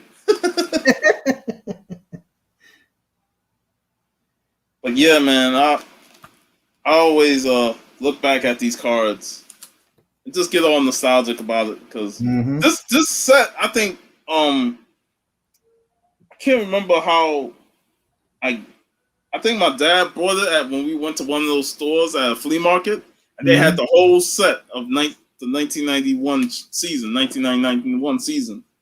and he brought it, and that's like majority of my football cards is that season. Mm-hmm. So like anything else I have for other seasons is like very few, but half of this book is all that season. Nice. Gosh. So I remember when I was really little, my mom, in order to, if we would do chores and stuff, she would give us baseball cards. And the ones I remember, it was more for my brother, was 1977 Topps Baseball and 1978 Topps Baseball. And that's what kind of got us. It's one of the first things I started collecting.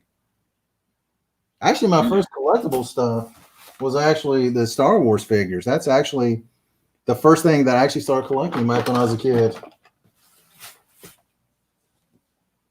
Then it went to baseball cards, then comics later. Ah, good old days. We go to flea markets all the time. There'd always be people there selling cards. Yep. Where I'm at, there's never anyone selling cards anymore. Comic books where I'm at are very rare at the flea market. It's very frustrating. Now, another hobby I mentioned before that I used to get, especially when I was in New York and whenever I traveled, we go on road trips, was maps. I loved it picking up maps.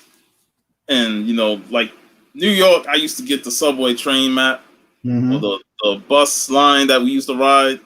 I would just grab them because I just like seeing the maps. Number one, they're colorful. Yeah. You get a whole scope of, the train system. Like, about to show here, this is the New York subway system. That's cool. All 4 boroughs, because Staten Island don't have it. It has its own train. But yeah, I used to just study this map because whenever you in a big city like New York, you might get lost somewhere, and if you don't know where you're going, if you study this map, then if you see a subway, you know where to go. Right. You know what train can take you to another train that can transfer you and take you home. So I used to get all those. When I first came down to Orlando, I got the bus map here for Lynx. And I also got the Kissimmee, St. Cloud, and Orlando metro area. So, and then look at this. I have the Chesapeake Bay Bridge Tunnel map. Well, that's not far from here. Yeah. Well, okay. in Virginia, because think about it, my grandmother moved to Virginia in 1992. So whenever I made trips down to Virginia, I would grab up the maps, wherever area she was at, and anything like, you had the Southeast Virginia. So I just want to grab up maps, man. Just so I know the area. Just look at the map and study the area. It's funny, when I went to San Diego, that's the first thing I did was, I didn't buy a physical map. I Googled the map so I could say, like, well, how far is this from this? Where's my hotel compared to where I need to be? And what's around the hotel and everything. So totally understand.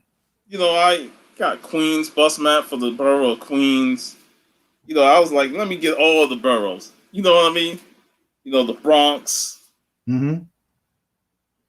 Staten Island. I'm like, ain't no way in hell I'm going to Staten Island, but just grab it anyway, man. Because I just love the maps, and it was just something that the first map I ever had was like from 1985. It was the Brooklyn bus map.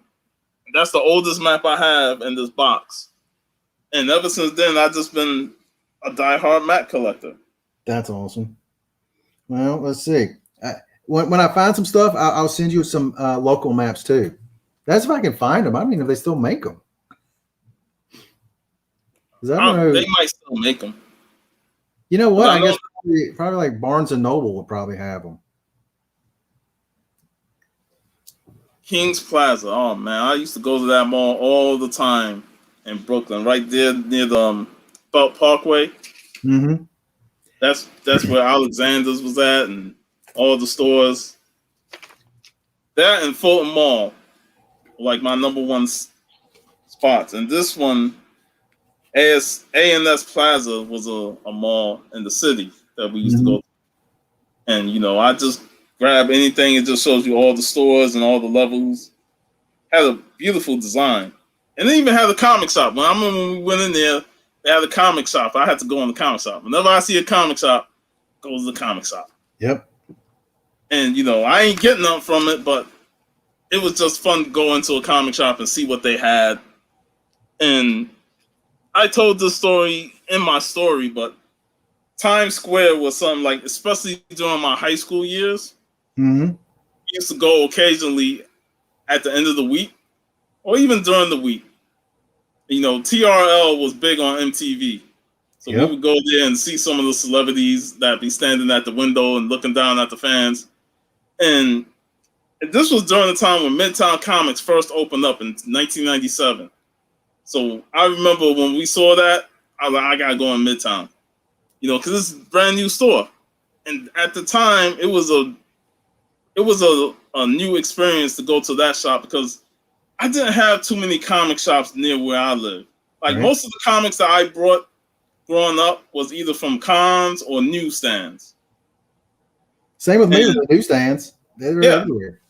and when I went to Midtown, it was like, you know, this is like a first real comic book shop because there was a comic shop on Church Avenue in Brooklyn. And if you remember how they used to describe comic shops as dark and dirty and all that stuff, that Yep. exactly what that shop was. I'll explain. It was like one It's the place you don't hallway. want to be. It was one tight hallway, right? You got boxes on the floor, you got the wall books and stuff. And I felt like you can't even dig in the boxes without somebody wanting to come by and get by Yep. you. And, you know, me, I'm coming from school, so my book bag is on my back. So I got to constantly worry about somebody bumping into my book bag and all that stuff. So and then on top of that, the guy who was the main cashier and stuff, he didn't care about the comics, man. He didn't even tell you about comics. He just wanted to say, hey, that's $3.99 or pay up. It's $1.50, pay up. The experience wasn't all that great. You know, when I think back on it, I never had a great experience at that shop. Mm-hmm. Yeah, it's funny you say that because there was one shop in this thing. There's like 3 comic book shops, and 2 of them are really nice. There's 4. 2 of them are really nice. One was kind of a just terrible place, but the third one was this bookstore, and they had some comics kind of like on the back right hand side. On the back left hand side, it was basically a porn shop. You see kids over here looking at comics. You see these like dirty old men over there on the other side. That's an unusual combination right there. Yeah, it's like this is I only went there like twice, and I was like, yeah, I'm never going back in that place. Hey man, as a kid, you want to go on the porn side. What kind of book is this? The pages don't come apart. Okay, now we talked about football, which maybe want to go into a transition to because the XFL will be coming back. Oh Lord, Dwayne "The Rock" Johnson. Let's talk wrestling. Yes, let's talk wrestling. And you know what? I just posted on Instagram the night Mr. Perfect came back in the Royal Rumble. Mm-hmm. And then WWE completely buried him after that. But that's besides the point. Wrestling, my granddad was a huge wrestling fan. Same with me. You know, that's how we got into it. You know, at the time before his passing, he would still occasionally watch it. Now, compared to what he grew up with, the Wahoo McDaniels and the Bruno Sammartinos and all that stuff, he wasn't a big Hogan fan, but he still enjoyed watching it. Mm-hmm. So that's how I started. And then we also had tapes. And I'll never forget the first few wrestling tapes we had was Royal Rumble 89, SummerSlam 89, Survivor Series 89, and WrestleMania 6, Ultimate Warrior versus Hogan, the Ultimate Challenge. And I used to wear that tape out. I wore that tape out. And one time in 1996, that tape was in the VCR. My brother was messing around. He was playing with the remotes and hit the cord. And he taped over the Hogan versus Warrior match with Speed Racer. Oh gosh. I was so like mad. And all, but no. I was so mad that match got taped over, man. And the funny thing is that tape also has some Saturday Night Main Events. So I was able to stop it in time before it got to the Saturday Night Main Event episodes. You know, when the Hart Foundation were bad guys with Jimmy Hart You know, and that had the episode where Honky Tonk fought Macho Man and the Mega Powers formed. So I grew up. I just rewatched a lot of those tapes, and that just started my fandom of wrestling, man. And you know, this was all before the Rumble 1992 when Ric Flair won it, and I remember watching that one. God, this is awesome, man. Yeah, I told you the other day, I literally just watched that a couple days ago. And I was like, man, I forgot how good this was. Yeah, and it's like, you know, back then you had larger than life characters and personalities. Yep. I say this to this day. I'm like, back then you could imitate the wrestlers. You know, Macho Man and Hogan and Flair and Warrior. Even if you ain't understand what the Warrior said, you just say his dumbass shit anyway. Which is 100% true. Yeah. And a lot of those guys were screaming and yelling and high off of cocaine and all that stuff. But as kids, we just excited to see all these crazy characters. Mm-hmm. And I feel like wrestling today lacks that. It really do lack those type of characters that you can imitate and always entertain you. And you know, we had gotten older, so we know the deal is about wrestling. People want to try and throw out, oh, wrestling is fake. You know, it's not real. They throwing fake wrestling. I'm like, bro, we all know it's fake. Movies are fake. Okay, it's not like they're shooting each other for real in movies. You know, so it's not like everything that we see on television is real. Right. So it's just entertainment. That's what it is. It's pure entertainment. It doesn't matter if they're throwing fake punches and kicks and stuff, but the stuff they do in the ring is real, and they couldn't get injured from it. Yeah. So you can't just say wrestling is fake. It is scripted, but it is not fake. Yeah, I've told people it's like if you watch your favorite movie, does the star of the movie do all of his stunts? No, he doesn't. In wrestling, the stars do all their stunts, and they do it live. Yep. And it's like, and they're like, well, I guess that makes sense. Like it's what it is. Yeah, it's a show, and they do all their own stunts. Now, the one thing I do not like about current time is I think back in the day that like Vince would like, kind of say like kind of go over this and just let it go and just kind of talk the way you talk. But now I think Vince says, this is what you script. You say exactly what's on here. Say it word for word. He doesn't give them room to actually build their own character. And I think you're stripping the wrestler of his personality. Yeah. Cap, how's it going? Money in the Miles, yeah. Well, currently right now there's no miles because they're just doing it all in one place. But wrestling back then was just a joy to watch, you know. Yeah. And just to hear the crowd, like that Rumble post I posted with the American Dream, Dusty Rhodes came out with the polka dots, and the fucking crowd go crazy because don't matter what, Dusty Rhodes is an icon in wrestling. Yeah. You know, he cut great promos. He is so charismatic. One of the best characters in the wrestling business. And, you know, whenever he comes out, the crowd loves him. And that's what Dusty Rhodes, he was the common man. You know, and we all can relate to him. He wasn't this muscle-bound guy. No, he was fat. Yeah. And but he didn't care. Gigantic red dot on his side. Yeah. It's like, is that Jupiter? What is that?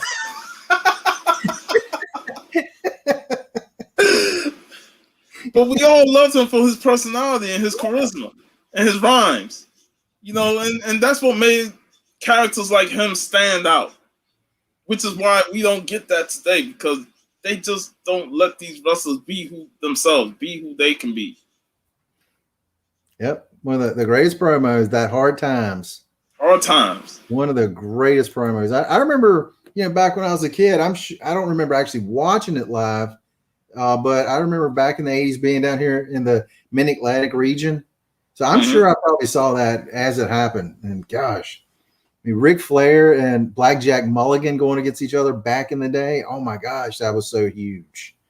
Yeah, and because it was kayfabe, you believed everything was real. Yeah. Like you thought like they was going to kill Dusty when the Horsemen beat him up. Yeah. You know, like, oh my God, they going to destroy Dusty. You know, they beat him up with a baseball bat and broke his arm. So you actually thought it was real. Mm-hmm. Well, I mean, I'll tell you how real people thought it was when Magnum TA, when he wrecked his car. Him and Nikita Koloff were having a big thing back then. Nikita went to visit him, and they start calling the police. Like, oh my God, he's gonna try to come in and try to hurt him after he's after the wreck. I'm like, oh. Yeah, they act like when wrestlers see each other at the airport or gas station, and there's people around that knows them, and they know wrestling, they watch the story.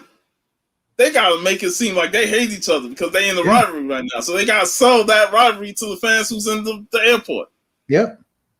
Shrek was based off a wrestler. Not surprised.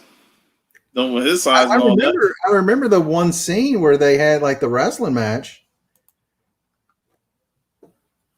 But yeah, back then wrestling was huge, and by the time the 90s came, even when they went away from the big over the top personalities and they went with a guy like Bret Hart still had this coolness about him. Yep. Even though he couldn't cut great promos and he wasn't too charismatic, he had a look about him, with the pink and black, the shades, with his greasy hair and all that stuff. He just still had cool look. Yep, back in the territory days, people would try to stab the people. Yeah, that's when they got stabbed. Yeah, that's when you knew you were doing a great job. Especially as a bad guy, when you can get the crowd to be pissed off at you to the point that they want to kill you. I think was it the Horsemen? There was I think that might have been when they attacked Dusty. And they were in a cage. Yeah, it was the cage. The crowd was trying to climb in. Yeah, I remember watching the video package on that. And I was like, man, imagine if I grew up watching that era of wrestling. Like, I can imagine the emotions that I would have watching some of my favorites get beat up by the Horsemen, because the Horsemen was top heels in the industry. Gosh, they were so good. I mean, the promos they cut, oh my goodness. Remember Arn Anderson coining the phrase "the Four Horsemen"? Yep, diamonds are forever, and so are the horsemen. J.J. Dillon, and then the wars they had with Dusty and the Road Warriors and all them. Gosh, the Road Warriors, they were so good. Like I really felt like, even though I'm glad I grew up in the era I did because I got to see the Attitude Era, but I felt I gained more appreciation for NWA when I started rewatching a lot of that stuff. Because when I started with WCW, it was around 1990, 91. Yep. I watched them because Sting was there. And Sting, he was another one that had a bombastic look, the white hair, surfer Sting, we call him. And he just had that big personality, big character look. And, I'll never forget watching Wrestle War 92 for the first time. And that was when Sid powerbombed Brian Pillman on his head. That was vicious. Yeah. Sid was vicious with the powerbomb. But yeah, Sting was the one that I watched a lot. Where Sting and Flair, man, they had some great matches. Ricky Steamboat and Flair, they had the best matches back in the day. Watching the shoot videos, man, it's so good. And while I was a big Hulk Hogan fan as a kid, I started tiring out on him when he went to WCW. I felt like when he turned heel, that was the best thing that happened to him. And from the NWO, that was the best thing that happened. But even that got stale once you start realizing, like, he's going to just continue to be the champion and nobody's getting over. Yep. I think the end of WCW was the finger point of doom. That was like the beginning. Yeah. No, they never really recovered. Like, yeah, they kept getting good ratings. Yeah. But as that 1990 year went on, 1999 year went on, they just kept getting worse and worse. Yeah. And by 2000, it was all WWF. The Giant just stepped over the ropes. Yeah. I remember Andre the Giant. Yeah. When he would step over the ropes. And that he said, he was like, that's one of his things, Andre. And then John Studd stepped over the top rope. Andre did not take kindly to that, and there was nothing Studd could do about it. Big John Studd. I mean, gosh, they said he took quite the beating from Andre. I wouldn't even want to step in the ring with Andre, man. That Andre was the eighth wonder of the world for a reason. Yep. And when you see, like, I got to see him once at a house show when him and Haku were tag team champions. The sight of him alone is just baffling. Yeah. I mean, Andre the Giant, okay. Bigger than everybody on ringside. You mentioned Haku. They said he was one of the legit baddest people there. Legitimately a bad man. No one would try that man. Shockmaster. The Shockmaster. That man came tumbling through the wall. He had a stormtrooper bedazzled helmet on. And you know what? It was great meeting Fred Ottman last month. You know, at the Infinity Con, because he had the stormtrooper helmet right there. Oh, you know, yeah, he had to start. Go back and check out the video, man. It's in the video. I didn't even know that. That's hilarious. It's a little stormtrooper helmet. He said that's the original helmet. And hey, for one of the greatest botches of all time, he owns up to it, and he has a blast with it, man. And you know, most guys, you know, they suffer a botch like that. That's like career suicide, man. It's like, man, my career's over. You know, I don't want to talk about that. But he just owned up to it and said, man, it's the highlight of my career. People don't talk about me as Tugboat or me as Typhoon. They talk about Shockmaster. And he just took it and ran with it. So I give him credit for that. And he looks great for his age. You know, that just shows you that, you know, even as he got older, he just welcomed everybody who talked about the Shockmaster. And it's great. It's awesome. You know, most people would be like, "Don't you ever say that to me." Yeah, that's awesome. He's like, you know what? Hey, it happened. I accept. And Dusty Rhodes put, you know, him and Dusty are family, so Dusty put him up to it, and you know, Sid tried to warn them like, "Hey, there's a bar there. He's gonna fall through that wall." They said that we even Ole Anderson, who did the voice of that thing. Even he got caught laughing on the mic. Oh, man. Natural Disasters versus the Road Warriors in Japan. That match is better than the Royal Rumble match. I watched that match. I need to look that one up because I have not seen that one. Yeah, I tend to watch a lot of the Japanese wrestling, especially when those guys was over there. And one of my favorites back in the 90s was the Miracle Violence Connection. Dr. Death and Terry Gordy. They were just dropping suplexes like hell. Them head drops on them guys. And the Japanese ate it up. I'm writing this down so I don't forget to watch it later. There we go. Yeah, man. Oh, gosh. Terry Gordy. That was a tough dude. He said he was like 18 or something like that when he first got started. When he was with the Freebirds. Yep. OG Freebirds. Way back in the day when in Texas and stuff. Mastodon, what is going on? What's going on, man? Yeah, Sid. He was trying so hard to sell that. Like, I don't care who you are. We're going to beat you at the Wrestle War Fall Brawl. Sid tried to keep a serious face, but you know damn well you can hear all the other guys laughing. Bulldog was saying he fell in his arms. He fell in his fucking arms. That's hilarious. Gosh, he butchered many a promo. Oh man. Yeah, the two things about Sid that I'll remember most. One is the broken leg.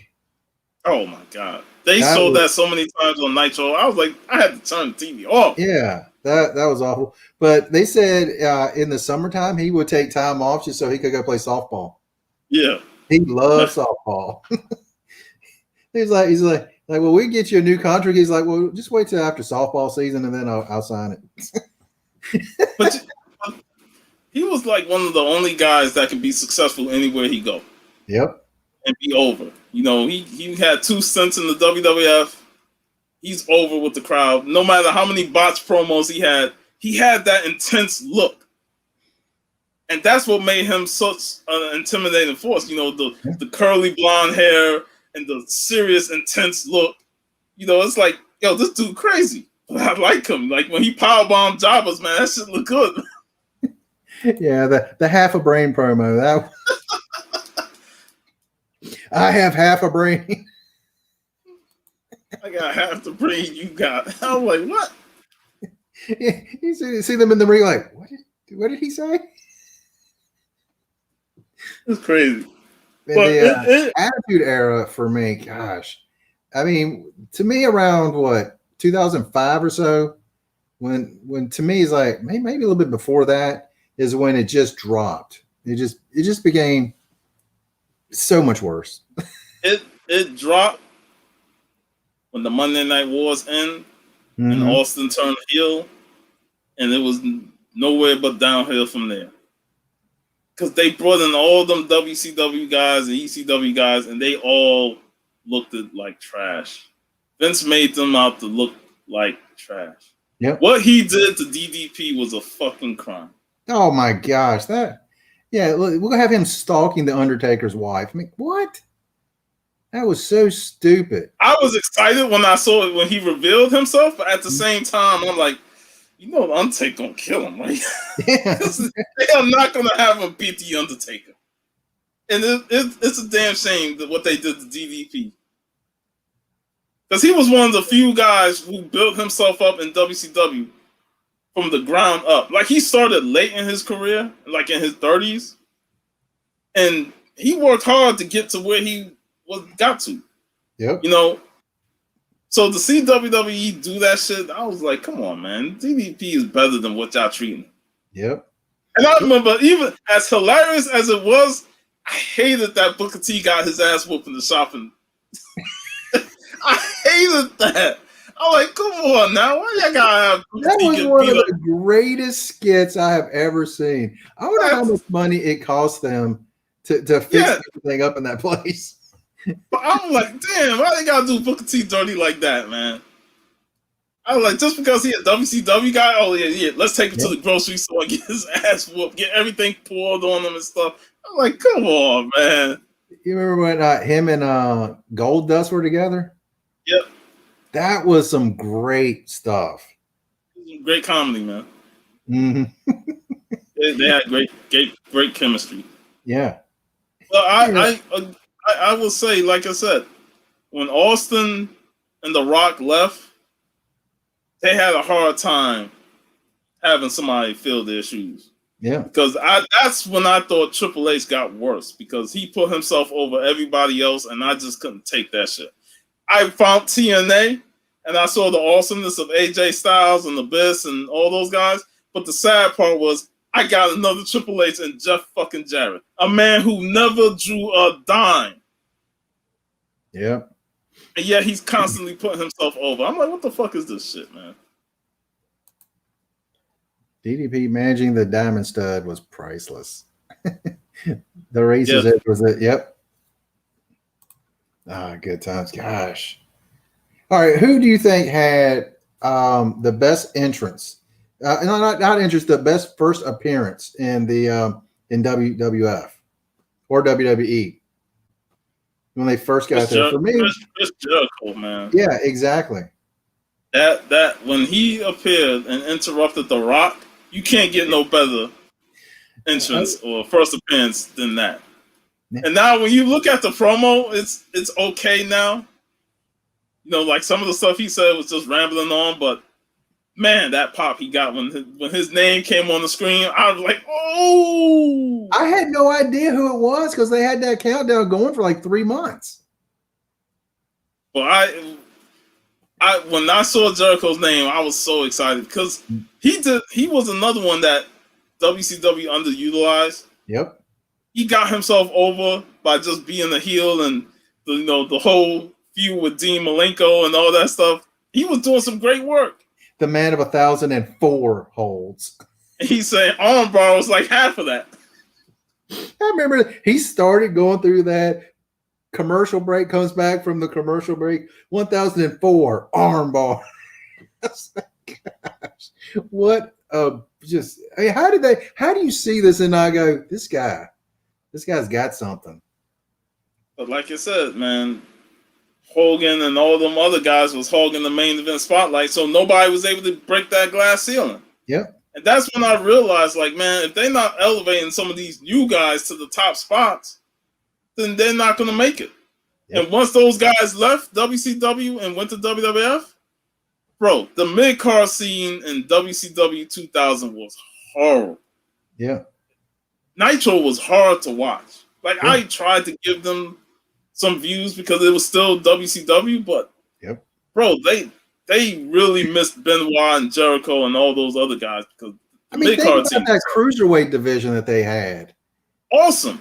I mean, Jericho, Benoit, Guerrero, Juventud Guerrero, Rey Mysterio, Dean Malenko.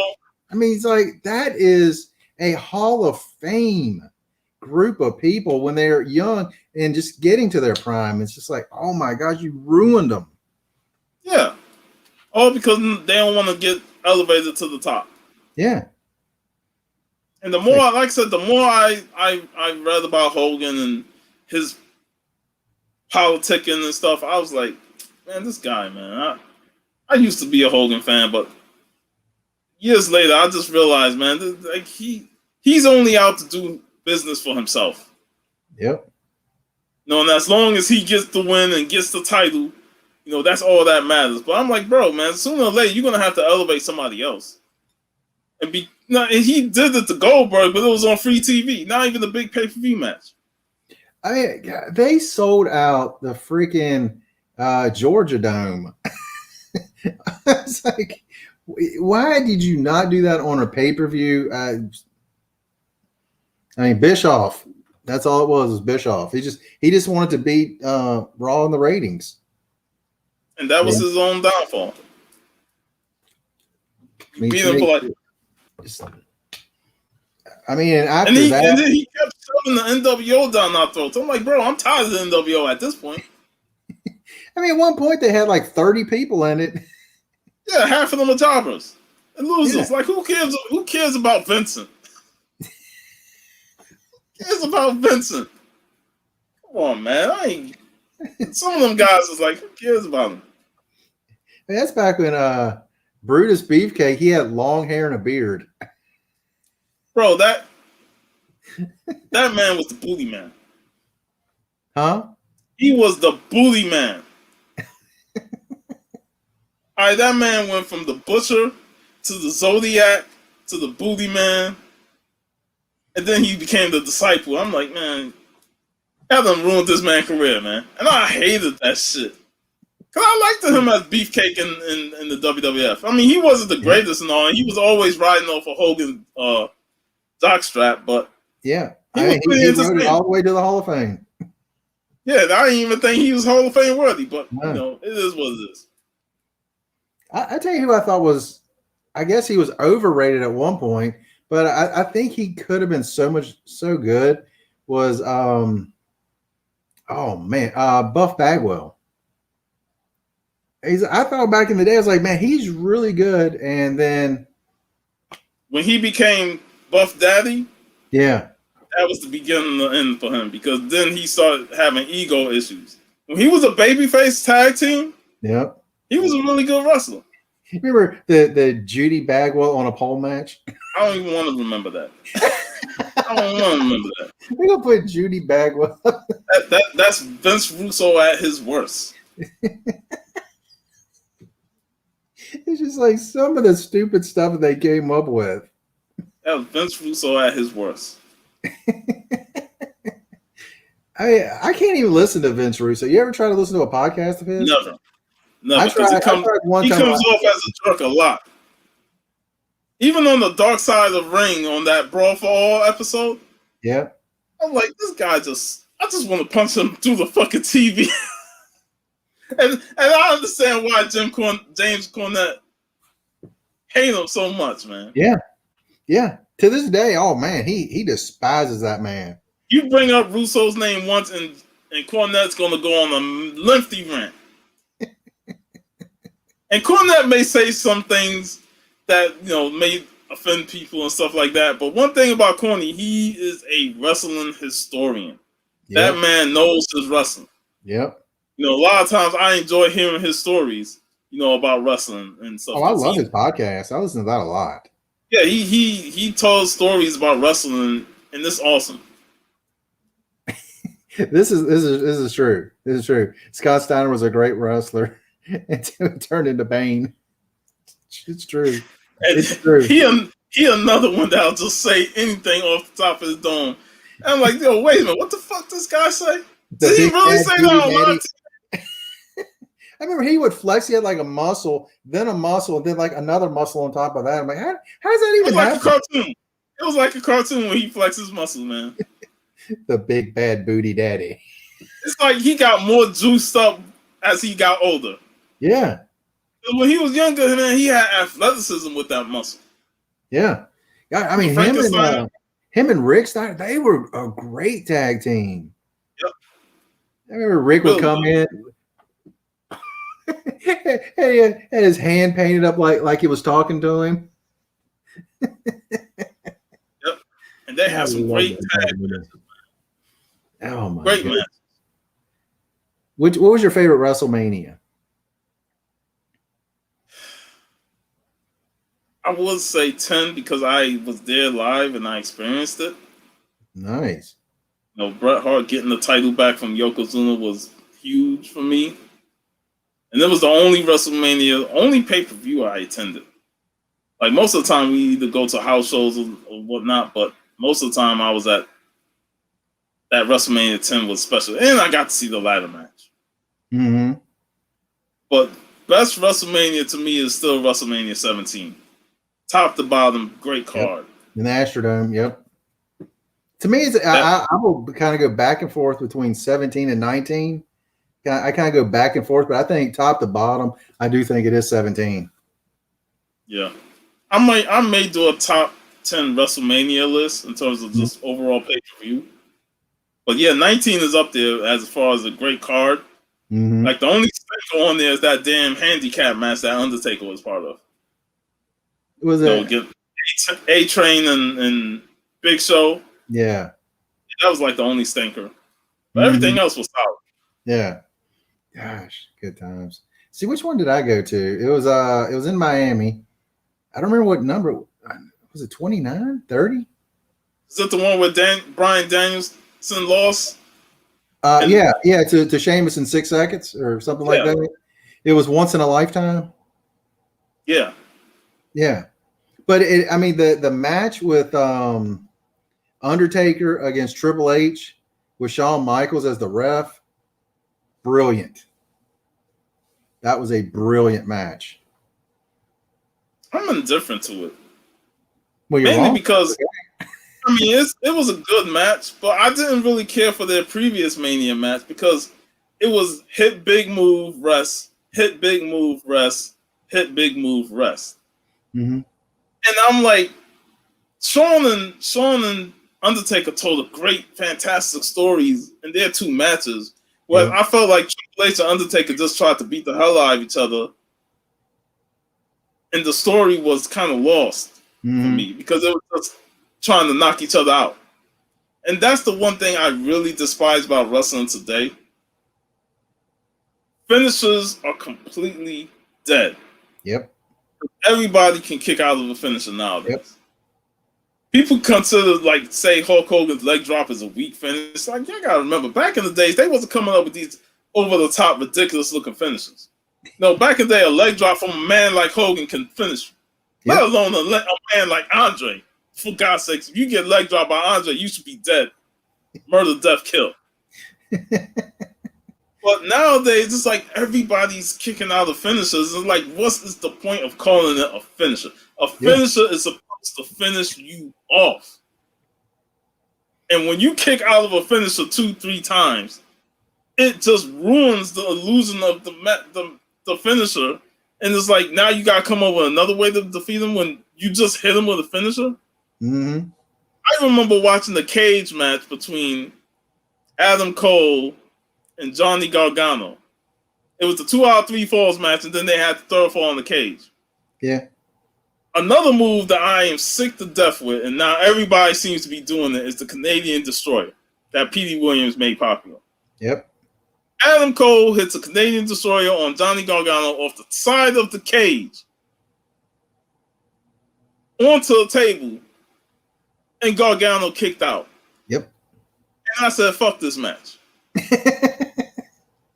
There's no way in hell this man should kick out of a flipping pile driver off the sides of the cage onto a table. And it's just like, what is the fucking point of calling it a finisher if it doesn't do the job? See, to me, I totally agree with that. As like, to me, like once in a while, like once every 6 months, maybe at a big pay-per-view, someone does have a kick out. But it shouldn't be every single match. Yeah. I mean, and I will say that started with Rock and Austin, because they was the ones that started kicking out each other's finishers, doing each other's finishers. Mm-hmm. And while at the time it was great, yeah, but sooner or later everybody started doing it, and now finishers are completely irrelevant. Yeah, I mean that's one thing that Cornette says. He's like, look, if the guy in the people in the first match, if they're jumping off stuff, they're hitting each other with chairs. I mean, by the time you're at the end of the card, what do they have left that they can do? Yeah, I'm like, because I was like, I never thought about it that way, but I was like, you know what? He's absolutely right. At the end of the card, you have nothing left you can do that's going to be special. And that's why I didn't like the Undertaker Triple H matches as much as I did the Undertaker Shawn Michaels matches.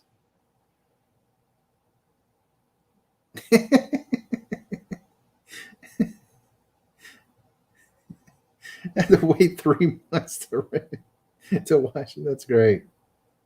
Yeah, people was all over that. When those wrestling tapes came out, you have to be quick to get that rented. Gosh.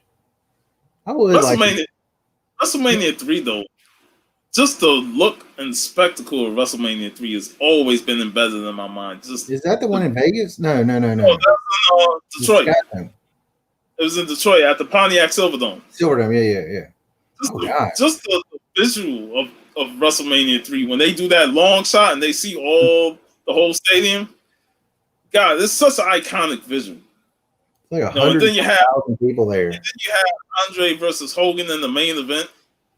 The match ain't great, but as a spectacle match, you watch it because it's Andre versus Hogan. It's the passing of the torch. They had him come down in that cart. Yeah, and the only reason that they had that was for him. And since they're like, well, let's let everybody use it.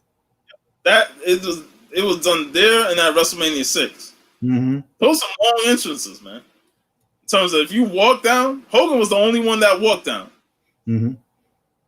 Well, I'm sure. What's his name? I'm sure Ultimate Warrior sprinted down there. He ran down there. That's why he was blown up in the beginning of the match.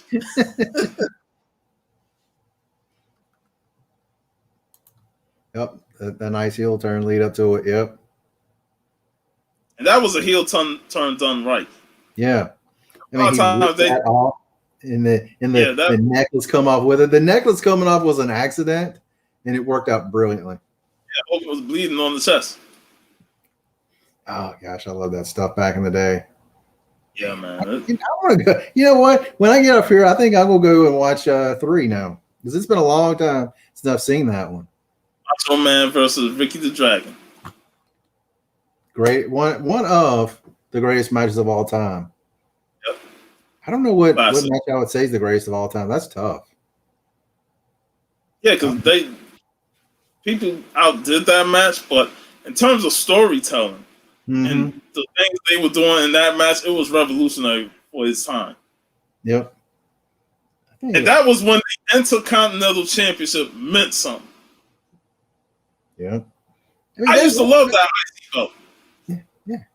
I mean, nowadays, it used to be when you held that belt, that meant before long, you're going to be going up for the main championship. Now it's just like whatever, and I Yeah, hate I that. mean, like you can win the main championship and then get downgraded to the IC title now. Because the Hmm. IC title don't be shit, but they got nothing else for you to do. So they're like, all right, put the IC belt on. And you've Yeah, been a world champion before. yeah, I don't know. Like I said, wrestling back in the day was awesome. And like I said, there's a lot of things in the Attitude Era I don't like. As much as I like Austin and The Rock and all that stuff, the Attitude Era did a lot of messed up shit. But it was the last true great era of wrestling. yeah. I mean, when I think of that Attitude Era, I mean, gosh, one thing I hated, they actually had a lot of really good female wrestlers that were just, eye candy. Yeah. And that sucks because there were some actual women there that could have legit good wrestling matches. Yeah, Jacqueline was one of them. Yeah, Jacqueline was great. Yep. I mean, Trish, she would always put on a good match. Lita always put on a good match. Victoria, Yeah, I've met she her was a few another one. times, and I thought she was really, really good. But back in the Attitude Era, that was all about bra and panties matches, gravy bowl matches, all that stuff. So the king could get a hard on and say puppies. Puppies. Especially when Deborah came out.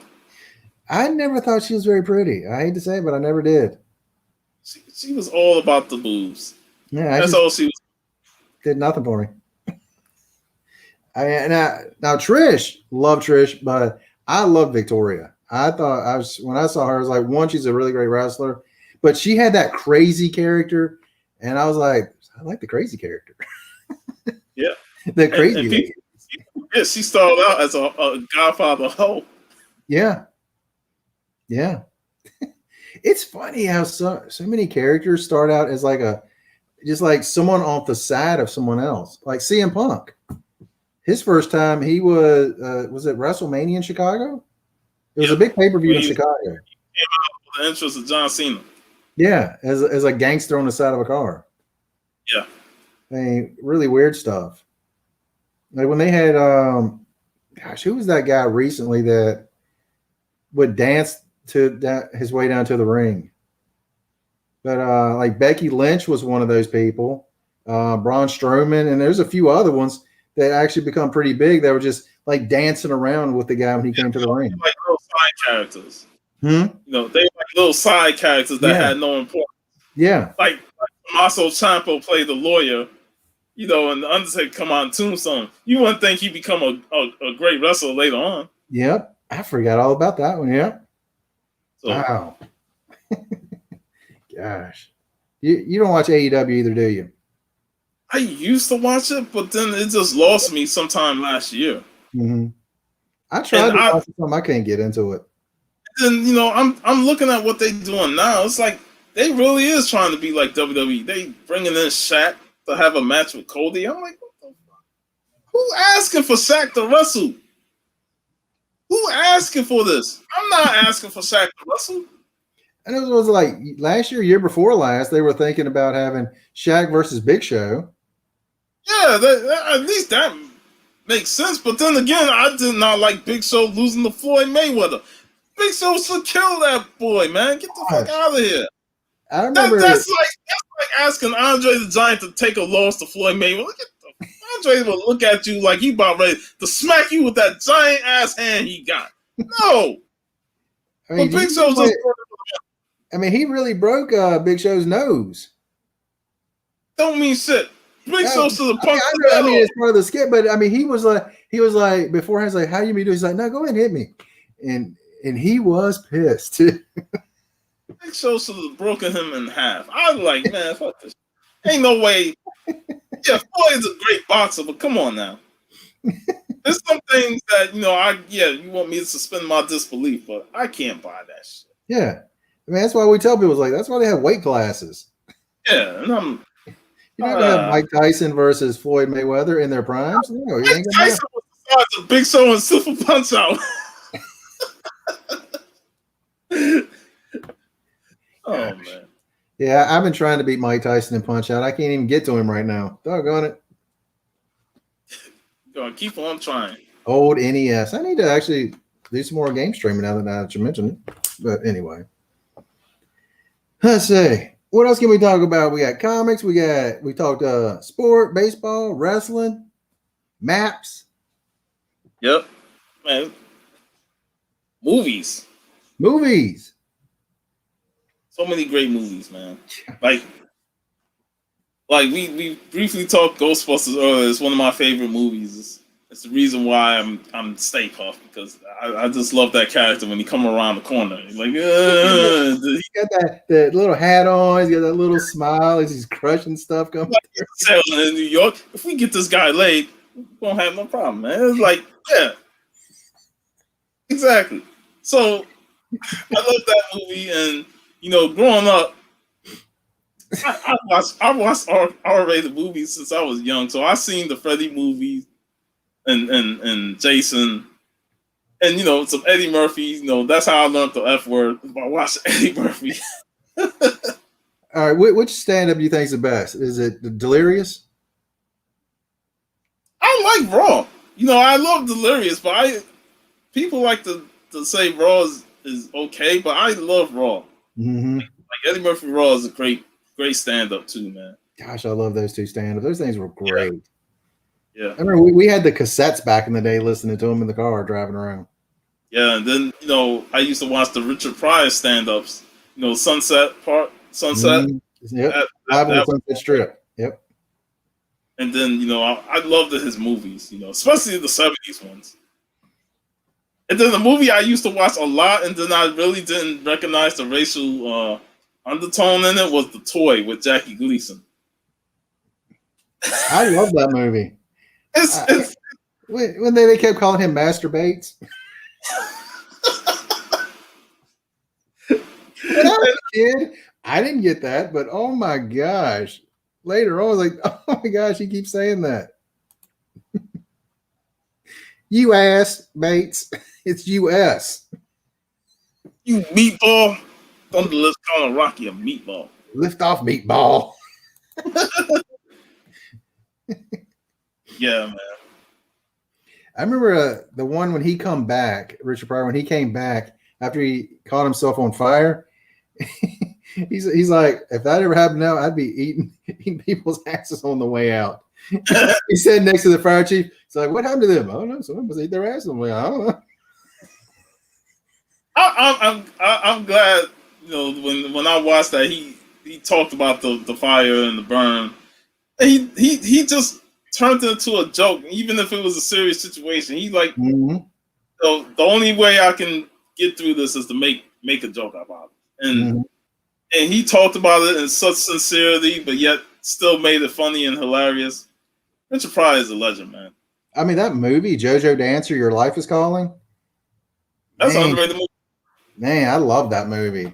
And another movie that a lot of people don't talk about is the one with Harvey Keitel and Yaphet Kotto, where they play the union workers, mm-hmm. try and steal some items from the union bank, and then when they realize that they got deep in trouble, the movie name is not coming to me, but I thought it was a really good dramatic performance by Richard Pryor. Like, if I find the name, I know I get the name, but I'll send you the link. Mm-hmm. It's a really good movie. And the funny thing about that movie is all three of the actors hated each other. Like, they could not get along on set. But yet they was professional enough to get the movie done with. Mm-hmm. But it was a really good movie. I don't think I've seen that one. All right, what would you say, like, maybe your top movie is your favorite of all time? I know it's tough. That's tough. That's always a tough question to answer, because there's so many movies. I mean, you can go from any genre, and it's always tough to narrow it down to like top 5 movies or something like that. I mean, Ghostbusters is gonna be in there because it's one of my faves. Beverly Hills Cop. I love that movie so much. Great movie. Great movie. Predator, man. Another movie that I watched so many times.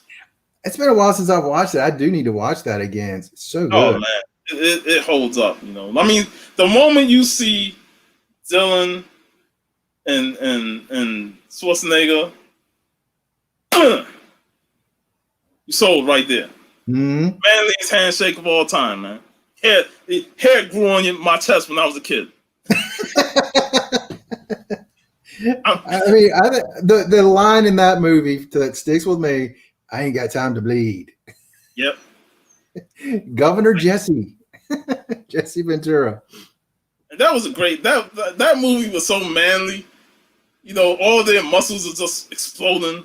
You know, when they shoot up the forest, you want to jump in there and shoot up the forest with. You're like, fuck Smokey the Bear.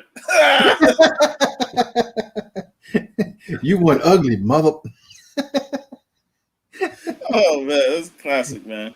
I would say like the Goonies. I absolutely love the Goonies. Yep. Because when I was a kid, I watched. I was like, man, this is so cool. I'd love to go on a treasure hunt like this. And then The Crow. If that's on, I am watching it every single time.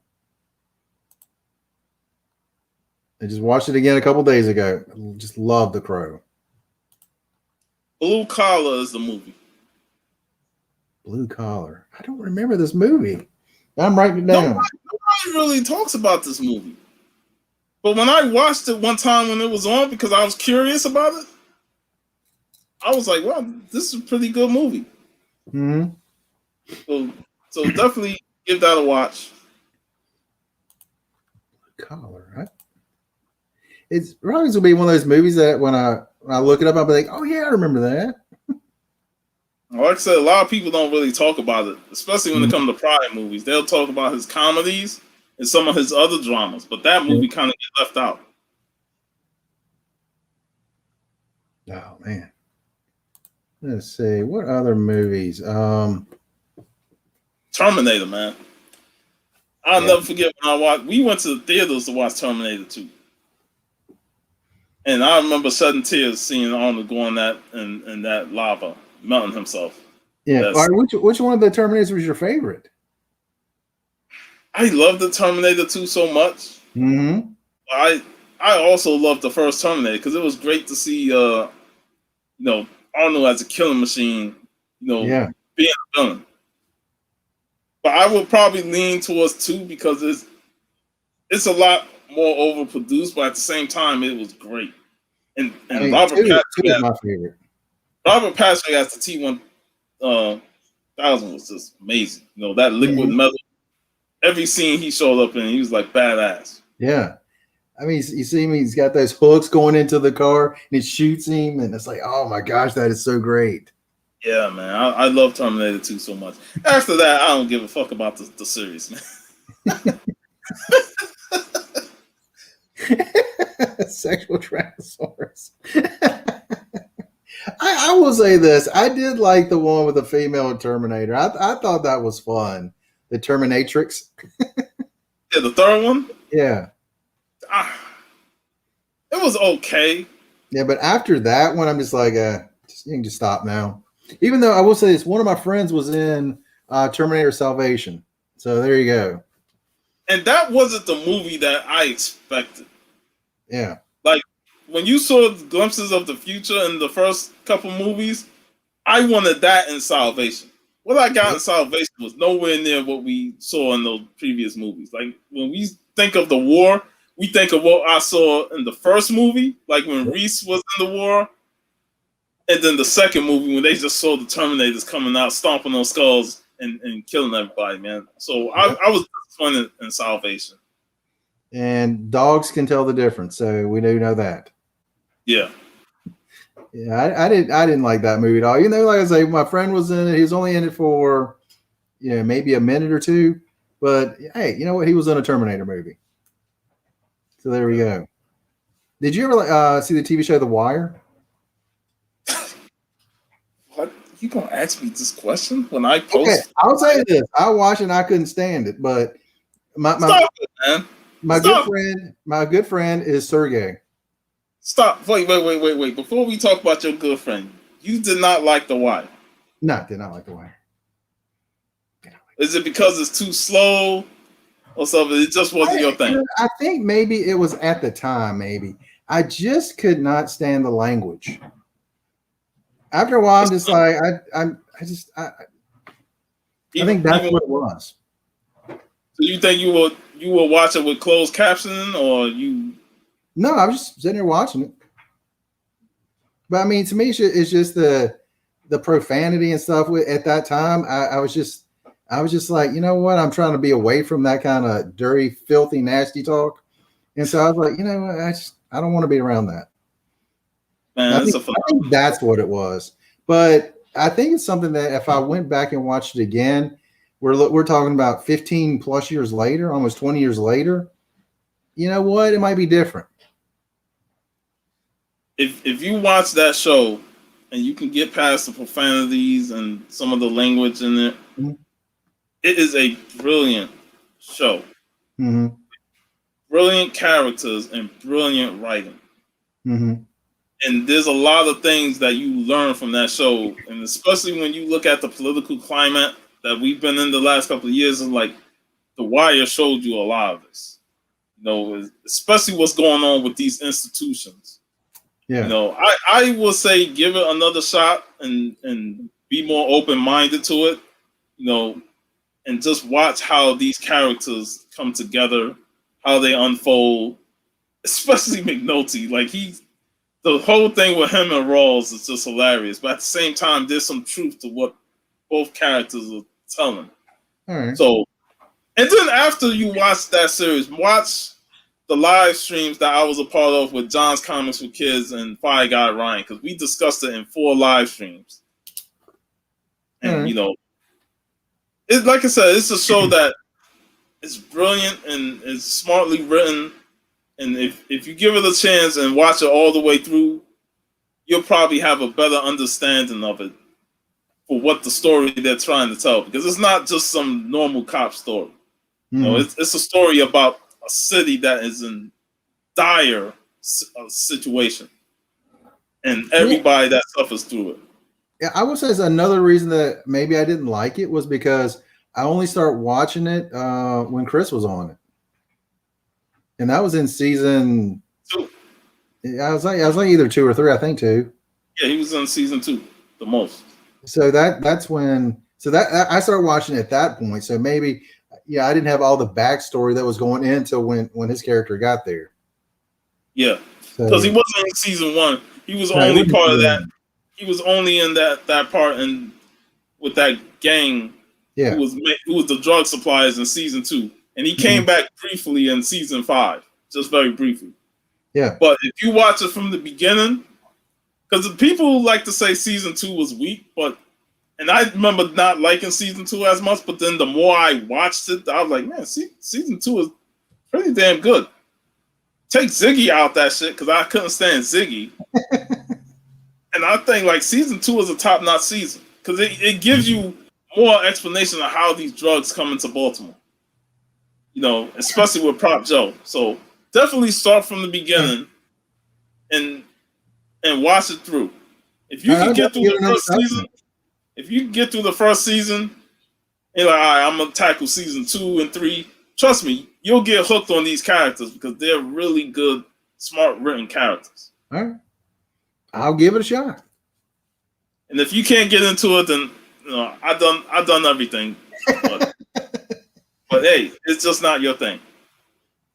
Great man, how's it going, buddy? Yeah, we are. What's a show that has been popular that you don't like? The Walking Dead. And that's a show that I got into around season 3. Mm-hmm. When the governor was there. That was a weak season for me. That one was a very weak season. But I hated season 2 when I rewatched that because it was so slow. Like there was some character development in there, but it was so slow. And as from that point on, like when you get to season 4 and 5 and then 6, I'm like, I can't take this shit no more. Like there was so many episodes that were filler. People talk about filler episodes, and I'm like, I can't stand those episodes that be like 90 minutes and it's mostly commercials. Like, I just want the fucking episode to be over with because you're boring me to tears. And that's why my buddy on the comic call, Matt Oldham, he says the walking sleep. Because you're literally sleep while watching The Walking Dead. Wow. I mean, for me, the first, gosh, I loved it right from the get go. I thought the first season was good because it had a short amount of episodes. Yeah. But once they kept extending more episodes to the seasons, that's when it felt like it was a drag to get through. I mean, most people when Negan kills Glenn and Abraham, that's when they jump off. They're like, we're done now. And for me, it's over now, even though I'm sure they still have more seasons. But I mean, it ended for me about 2 seasons ago. But when it comes on, I'm like, yeah, I'm gonna sit there and watch it. Still like it. Yeah, I tell you what, I hated was Friends. I absolutely hated that show. I never watched Friends because they were a ripoff of Living Single, and I love Living Single. I love Living Single. I love Living Single so much, man. Like when I saw Friends and I watched a few episodes, I was like, this is Living Single. just not as funny to me as Living Single, man. Living Single just had great characters. Yeah. I mean, you got Queen Latifah automatically. Yeah. Overton and Sinclair and Maxine Shaw, attorney at law. I love that show.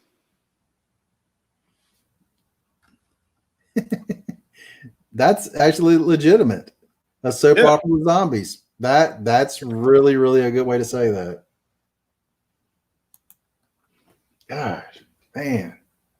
And the thing with Glenn's death, they teased his death that whole season. I remember that episode when you thought he was gonna die. You know, when he was by that garbage canister. That was the dumbest thing. Yeah. And yeah, he survived. I'm like, I thought if they would have killed him there, they're like, all right, that means somebody new is gonna have to die when Negan comes in. But no, this motherfucker alive. And then they tried to swerve us by having Negan kill Abraham. I'm like, oh, they not gonna go with the Glenn kill? But they're like, psych, we gonna kill Glenn too. I was like, y'all sons of bitches. Well, it's funny because Abraham should have been killed in the episode before. Yeah, he should have got shot in the eye. Yeah. And I was like, because when I saw that, I was like, wait a minute. What? That's not right. So, I mean, because when he didn't get killed there, I was like, now I have no idea what's going to happen with Negan. Because to me, I'm like, they might swerve and go some other direction instead of going for a. But you know what the worst thing about when they brought Negan in? And this is what I really dislike. They build up all this up to Negan. Negan coming in the last episode of that season and say, if you want to see who he kills, gotta wait till next season. I'm like, what the fuck? Normally, something like that happens at the end of the season where he kills off two.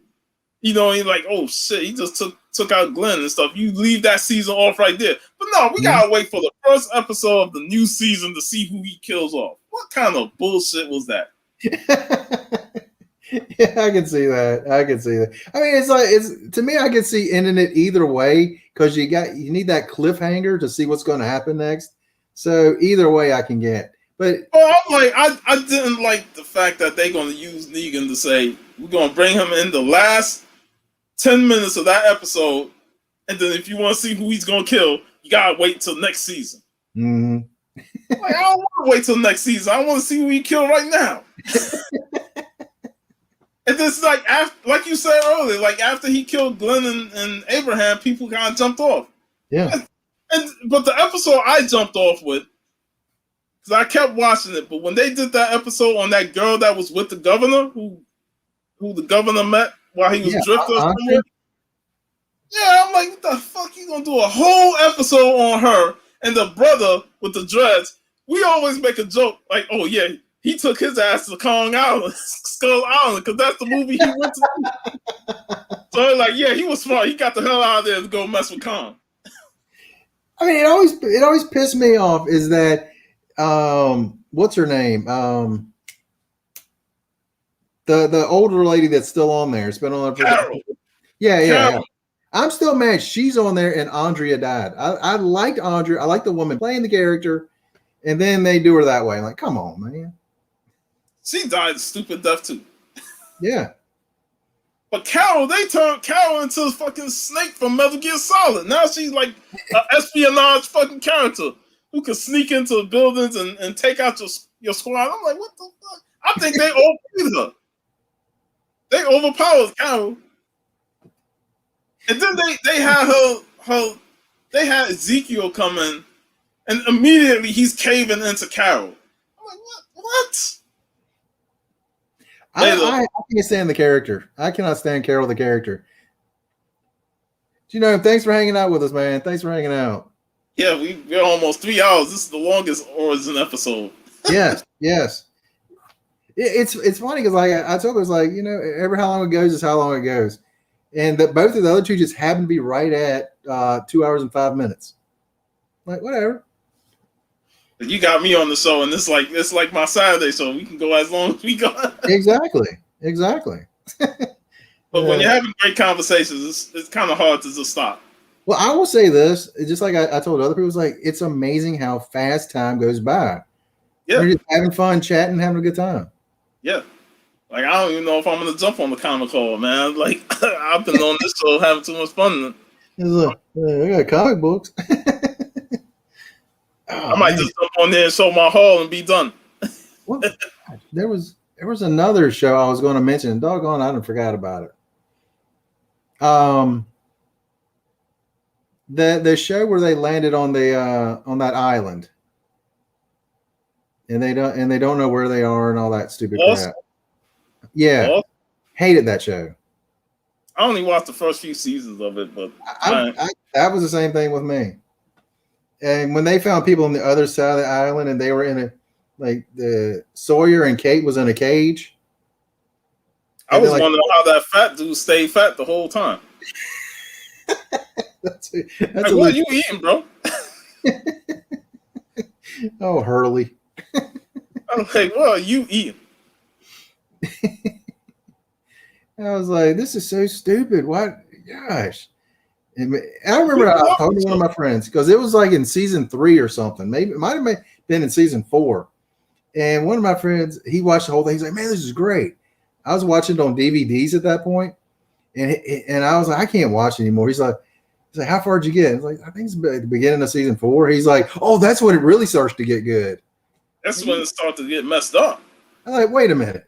I thought the first 3 seasons were decent, but by the time season 4, they start jumping the shark. Because in my mind, I'm like, you're telling me that it takes 4 seasons before the show gets good. He's like, oh man, it's great. I'm like, no, it wasn't. But you be happy John's Comic for Kids ain't in the chat because he loved Lost. Well, I like John. A lot of respect. Good family man. But on Comic Gories one time, one of the categories was sidekicks. And I showed him, I sent him a picture because I wasn't on the show of Star Wars. And I said, Chewbacca, great sidekick. His daughter was like, Chewbacca's not a sidekick. What? I'm like, that's Han Solo's right-hand man. Exactly. That to me is one of the greatest sidekicks of all time. Yeah, and he's an enforcer. Yeah, she's like, it's not a sidekick. And I was like, oh, okay, my bad, sorry. He's a sidekick, man. Great. He's a great sidekick. Like Han Solo wouldn't be Han Solo without Chewbacca. Exactly. I don't know. I mean, how's Chewbacca going to go on without Han Solo? Exactly. Nobody can understand him but Han. Rey apparently can understand anything and everything. That's because they made Rey a character that can do anything. Rey is the greatest power in the galaxy. I still haven't watched the last Star Wars movie. You're a better man than me because I sat through it. I'm like, after the Last Jedi, I'm like, no. That disappointment. I mean, I think the last 3 movies were disappointing, but that's just me. I don't know. I didn't like Rogue One was the best one. Great movie. Wait, whoa. The best of all the Star Wars movies? Oh, the best of the recent movies. Okay. That's why when you said the last three, out Yeah. of all the recent movies, Rogue One was the best one. Yeah. Yeah. I really thought that was a great movie. The only thing I didn't like was when you see Vader at the very end. He's just trashing everybody. You But to wanted me, more of that that doesn't, Vader. huh? You wanted more of that Vader. Exactly, because to me, that Vader did not really work with what happens in Episode 4 at the beginning. That's the problem with prequels. The way Vader was moving, Yeah, you don't see that type of movement in the old movies. right. And look, I'll be honest. We didn't really see much of Vader in combat like that. You know, like when he fought Ben Kenobi, that was a normal lightsaber Yeah, battle. with two-handed sabers. Yeah, that was a normal lightsaber battle. Mm-hmm. And that was one of the things that I hated about the prequels, was that they made the lightsaber battles an athletic battle. Yeah, Doing all these spins and jumps and all that stuff. I'm like, bro, what happened to the regular lightsaber battles? I mean with Like, Yoda. how y'all trying to show out, man? Yoda's jumping all over the place, doing 360s. Like, come on, dude. Yeah, I'm like, when Ben fought Vader at the end of Revenge of the Sith, I'm like, yo, Vader's showing off, man. He's doing all these spins and twists and turns and stuff. I'm like, come on now. If Vader was that badass, then we should have saw some of that when he was Vader, with the suit on. Yeah. Because the way, like you said, he was in Rogue One, he was just tearing them guys apart. I want to see him do a lightsaber battle with that same style. Yeah, I mean, Tamika, you've read the Star Wars, the Darth Vader run, right? I read some of it. I mean, I got the first bad ass in that. Yeah, and it makes you want to see that in live action. And exactly. What we got at the end of Rogue One, I was like, all right, now y'all need to give me a Vader movie where he's taking out a lot of people in between those movies. Like, in between Revenge of the Sith and The New Hope. Yeah. That's what the comic series was. It was right after Revenge of the Sith. Yeah. I mean, that Vader it was about 2-3 minutes. I mean, that's the Vader I want to see. And I want to see Chewbacca like ripping like stormtroopers' arms off and beating someone with them. Talk about how badass he is. Like, he just got his crossbow, but I mean, I want to see him just go medieval on somebody. Yeah, use that brute strength that he has. Yeah, I mean, when Han got stabbed, I was like, this is where Chewbacca is going to flip out and just destroy half of the stormtroopers. That was so disappointing. Yeah. I was like, gosh, that was the opportunity right there. That was it. Like, nope. No. Yeah, I don't even get that. Yeah. So much disappointment, though, man. Mm-hmm. Worst character in those movies, in all the Star Wars movies, Jar Jar. I couldn't stand him. That was absolutely trash. Southern Comic Geek, what is going on, my friend? How you doing? What's up? Gosh, that was a terrible character. Don't get it. And the child, I still hate the child, but I digress. Hate that character. Jar Jar was the worst. Yeah, he was absolutely terrible. He ruined the first movie for me. There were some good scenes in it, but I could not stand Jar Jar. And that's when I knew, I was like, man, we already off to a rocky start if they're going to have this guy in the next 2 movies. Yeah. Luckily, they dwindled him down, but I was like, yeah. I mean, to me, it's like they really forced way too much comedy in those movies. And I thought that was a big problem with the first 3 in particular. The third one was the best because it was the most serious one. Yep. They knew Anakin was turning into Vader. Mm-hmm. So it had the least amount of comedy. But the first one had more comedy, and the second one was like balanced out. And I love Christopher Lee as Count Dooku. Yeah. Like, he was phenomenal. Phenomenal. I would say this. The only thing I didn't like was his name. Count Dooku. I remember when we were walking out of the theater, it was like we were like, was his name Count Dookie? What was his name?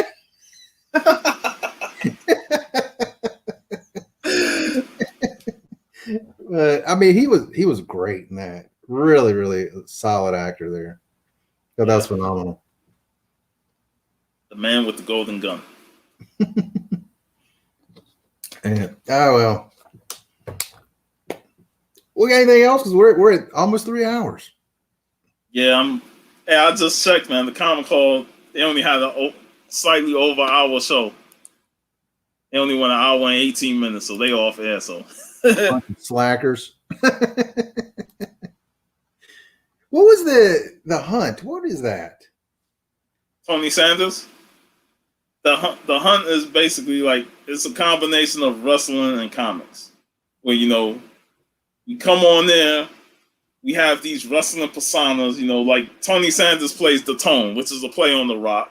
Biggie Shaq is a play on Hulk Hogan because he loved Hulk Hogan. Yeah. Who that comes on there as Booker T, because he's a 5-time Hunt champion and all that. Mm-hmm. Then you got Man Cave Comics. He comes on as Dr. Banger because he brings out nothing but Golden Age bangers. So you have these wrestling personas, and we saw off comic books, and it's up to the chat to vote for their favorite character in comic book. And whoever wins that round becomes a champion. So you have the cover championship where you guys saw off some great covers. Mm-hmm. You have the heavyweight championship, the Hunt heavyweight championship, where that's like the main title. And it has what I'll say. You guys saw off your fines for the last 2 weeks. So if you're the champion or if you're the challenger, you gotta have some hot books or some good books that you find in the last 2 weeks and bring them to the show and face off against the champion and hope that the crowd votes your way. It's on Tony Sanders' YouTube page. Okay. Just put in Tony Sanders. About your name, like I don't know this one. Just put Tony Sanders The Hunt on YouTube, and it should come up. You should see all those Hunt videos. All right, there we go.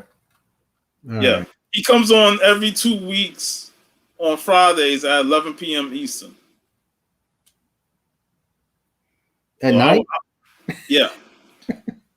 I'm old, man. I'm old. It's almost 11 o'clock now, man. Come on, you can stay up. I could have used your vote yesterday too, man. All right, I just now followed him, so I'm gonna definitely start checking that out because when y'all were talking, I was like, man, that sounds really, really cool. Oh yeah, it's a fun show, man. I was talking so much trash with him. We talk trash against each other, man, but it's fun. It's like you got comic gories, and then you got the Hunt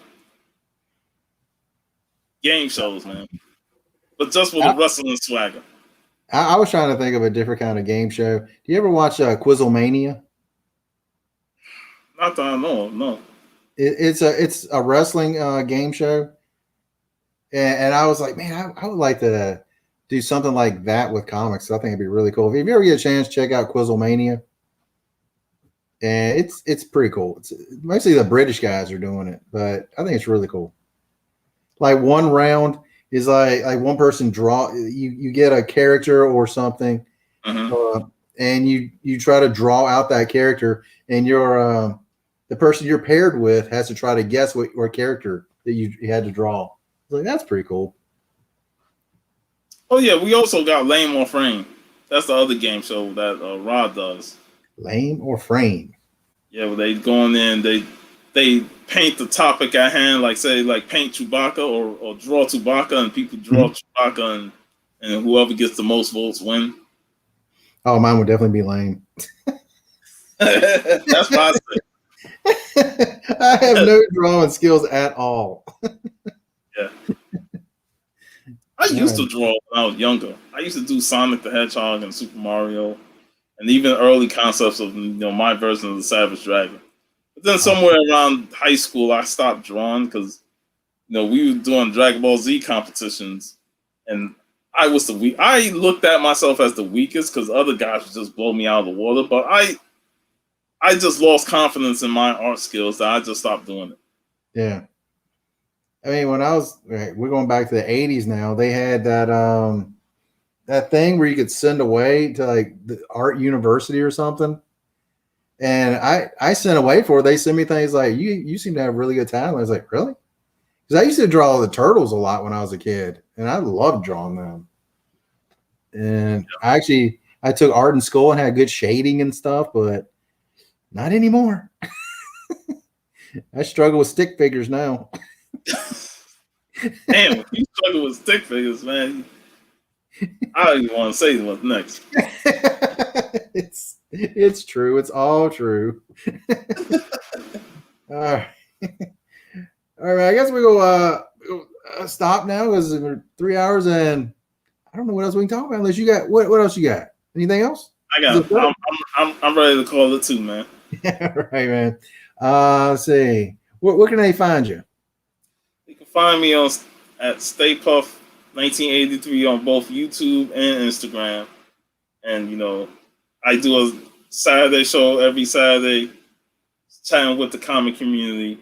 Next Saturday we will have Stranger Comics as a guest. Sebastian Jones, and he will talk about his creation of Stranger Comics and the diversity that they have there, the comics that he's selling, and just his overall origin of what got him into comic books and wanting to create a comic book. So it's going to be a fun show. Cool. And I have the links for both of those down below, your YouTube channel and your Instagram. Definitely go find my man over here because he is awesome. And next week, we have Varangian Vigilante will be on. So looking forward to that for the. And that's going to be an early start time, right? Yeah. We're starting at 11 because he's got a new job, so he can't stay out late his time. And since he is from Austria, so that's a big difference in time. Yeah. Plus, he'll be going up against John's Comics for Kids show. Oh, I didn't know that. Yeah, he does the Saturday morning show. I'm sorry, John.